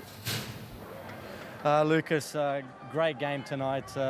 Emphatic win. Were you surprised at how emphatic it actually was? I was, well, probably relieved, but we also talked about getting off to a good start and scoring early, and that obviously changes the game plan of a defensive Jordan team. It went to plan. It could have been 2 or 3 more, and we knew that the gaps would open up in the second half and they would take some risks. And I think we could have been better in possession today, but I think overall we can be very pleased the way we performed. And now it's Lucas Neal, the goal scorer. How does that feel? Talk us through the goal. Yeah, 91-1, very relieving. It's always nice to get off the mark. Let's hope it's a sign of things to come, but I hate to say it, but I'm more pleased. I'm just as pleased with the clean sheet because we haven't had one for a while, and that really sets the tone and gives us the opportunity when we score first to go on to bigger and better things, which happened. And Lucas, so much pressure coming into this game, but there's just one more win left and then we're into the World Cup. How much confidence do you draw from this game? Well, we will, because when we were in Japan, we really set the tone from the first minute, and I think we've carried that through now. The focus and intensity has been brilliant in this camp, and I think now with 6 days to prepare for the next one, we know exactly what we've got to do. We know the reward, and I think we'll all be watching the Japan-Iraq game tonight, hoping Japan get a win to give the Iraqis nothing to play for, and we can take advantage of that next week. And I know the boys will be pumped, and I'm looking forward to playing in Sydney and hoping for another big crowd like tonight, because they certainly played their part. Mate, congrats on the win, congrats on your goal, and all the best next week. Thank you. Thanks, everyone. See you, mate. See you. Lucas Neal with David Zdrilic there post-match. Let's look back on the game now, Craig and John. John, tell us firstly, in general terms, how was this game won by Australia, and how was it won so handsomely? I think it was won in the final third. Robbie Cruz made a massive difference tonight. His forward runs were brilliant. He was causing them all sorts of trouble. The poor left back had no answer to him, and he set up 2, scored 1, and I think that was the best I've seen Australia play for a long time. It was a must-win game, and we created a number of opportunities, especially in the second half. I thought our combination around the box was great, especially when Archie came on too. He was cutting inside, combining well with Timmy, with Brett Holman, and Robbie Cruz was making those runs in behind their defence and getting the ball in the box in dangerous positions. I know you want to talk more about Robbie Cruz in a moment, but let's first analyse the performance of the coach here, John. How would you rate him on the selections, on the tactics, on the substitutions today? For me, well, he got it right. I think the starting team was exactly what everyone was hoping for, and that's a team that had played for the first time in the game against Japan. He's taken out of that after a very strong performance. He's made the decision to restart Mark Milligan in the centre of midfield, and I thought that was absolutely key to the game. Robbie Cruz has grown game by game by game in this Socceroos shirt. That was by far his best performance for Australia this evening, but I still say the basis of this win was built in the centre of midfield, and in the fact that the Socceroos and Aussies knew exactly what they were facing, and they stopped the counter-attack of Jordan. They did not have one occasion that I can remember in the entire 92 minutes where they got behind Australia facing Mark Schwarzer. not once. When you consider what happened in the first game, they did that on numerous occasions and really put us to the sword. They knew if they scored first, then it would be a completely different game. That was absolutely right. But it was the work of Wilkshire on O'Dai. It was the work of the central midfielders, in particular Mark Milligan. In the first half, in my view, is when the platform was laid for this win. They created 3 or 4 chances. They should have been 2-0 up at half-time. If there's one concern, it's the first 10 minutes of the second half, and this is what you're seeing now, is when all of a sudden Jordan were on top of Australia, and now they're starting to switch the ball out well. I think this is the 1v1 situation where he beats Matt Mackay, makes a bad decision in defence there, and it only takes half a deflection or anything here. This is what we're talking about at half-time, Les. We didn't want to see Australia sitting back so far. He then made perfect substitution. Tommy Orr was drifting out of the game, brought some energy in Archie Thompson on, and we talked about their right and left fullback, poor positioning when Australia could get in behind, and you'll see the right fullback here really has no concept of where Timmy Cahill is. He hasn't looked, he hasn't looked, he hasn't looked, he hasn't looked, he hasn't, now he looks and it's too late, you see. Timmy's already got position. So, in so many respects, absolutely outstanding performance. The best we've seen. After they went 2-0, then the release occurred. And I expected Jordan to really fly at them. They never did. Australia, complete control. And it's some of the best football around the edge of the box here that we've seen from Australia for a very long time. Gee, it was good to watch. It was just fabulous to see, because controlling a game against Asian opposition hasn't been our strong point. And you could just see that by this time, well, the Aussies just put the game totally to bed. Then he needed to make a substitution of Brett Holman, just put too much on that pass. Brought Tommy Rogic on, which we were hoping for. Fantastic move, just give him a little bit of time.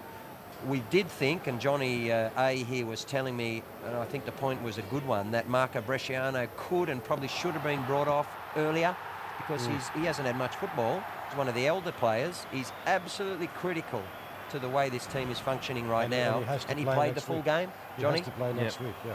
Yeah, I thought that he should have come off a little bit earlier, just to save his legs a little bit, because it was important for us last week in Japan. All that travel, played again tonight, 90 minutes, and then we need him next week, because it's another big game, an important game where you need Bresciano. He's combining well with Mark Milligan. Milligan's playing well, but how do we know how much Bresciano is helping him on the pitch? Milligan's saying he's learning a lot off of him, and I think that it's essential that Bresciano goes into the game fresher. He's not going to at the moment, but let's hope that he pulls up well and that he can perform like he did tonight and also last week. It's an amazing turnaround, though, Foz, from the way the team looked and played. Only a few weeks ago, a couple of months ago, against Oman, it was a 4-4-2 with 2 holding midfielders, and nothing was happening, and it's just, how did all this happen? Well, Aussie played his 4-4-2 for a couple of years, and aside from the Asian Cup in 2011, the vast majority of it was pretty awful, actually. And then he changed to a 4-2-3-1 only a few games ago. He played that against Oman, but then the selection of the personnel was too conservative. The selection against Oman was for something like playing against Japan, where they're going to have the ball and you're going to be defending a lot and trying to go on the counter. So what's fundamentally changed the entire campaign is changing the team. He changed the personnel against Japan, and this team is better built, particularly in centre midfield. I can't talk enough about Mark Milligan. You know I love Bresh anyway. But Milligan gives us security on the ball. He was receiving passes under pressure, some pretty poor passes actually tonight. He was able to turn out of pressure, keep the play moving.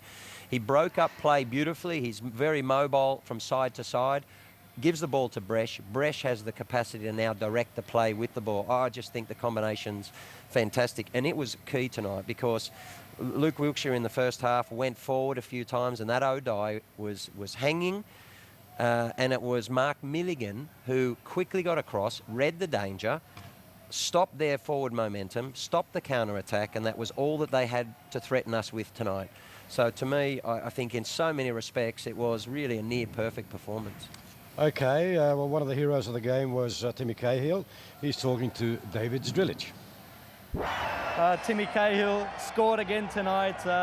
It was a bit rough there for you in the first period of that first half. You weren't getting much joy, but you got your goal in the end. Yeah, you know, at the start, you've got to be a bit unselfish, make sure you pin them back, try and get a bit of the ball. You know, it wasn't happening, but in the end, keep plugging away. Once they get tired, start letting them get some space, and in the end, I got my goal. So I'm buzzing, but more importantly, I'm buzzing for the win. Yeah, and a brilliant performance tonight. Were you surprised at how emphatic it was in the end? No, because even yesterday's training, we were sharp. You know, we're playing small games, and we felt that something special could happen tonight. But it's only down to our discipline and our consistency to be compact and make sure we don't make any mistakes. And it's shown when we don't concede, we'll win. And so it's really great. Timmy, Robbie Cruz was outstanding tonight. Set up two, scored another one. How good was he? Robbie Cruz is an exceptional player, and this is what I'm saying. I've been harping on for weeks now about the talent that we've got coming through, and you see a little glimpse of Tommy Rogic. I think he's going to surprise just as many people as Robbie has. So in fairness to these kids, it's all about game time, and when we can get some games together and start playing, you know, I'm having fun, I'm enjoying it, mate. This is what it's all about. And Timmy, one more game, a lot of pressure coming into this one. The big game against Iraq, what are you expecting? No, honestly, I just want to enjoy. I want to embrace this. It's fantastic what the fans have done in Melbourne, everyone across Australia. You know, I've been here plenty of times before, and like I said, I don't want any pressure put on the lads. I just want us to play. And when you play and you're relaxed and you're smiling, you produce football like that, and what we did in Japan. So for me, you know, I think it's all about using the experience and doing the right things on the pitch and making sure that we're doing a job for the team. Congrats, mate. All the best next week. Thanks, buddy.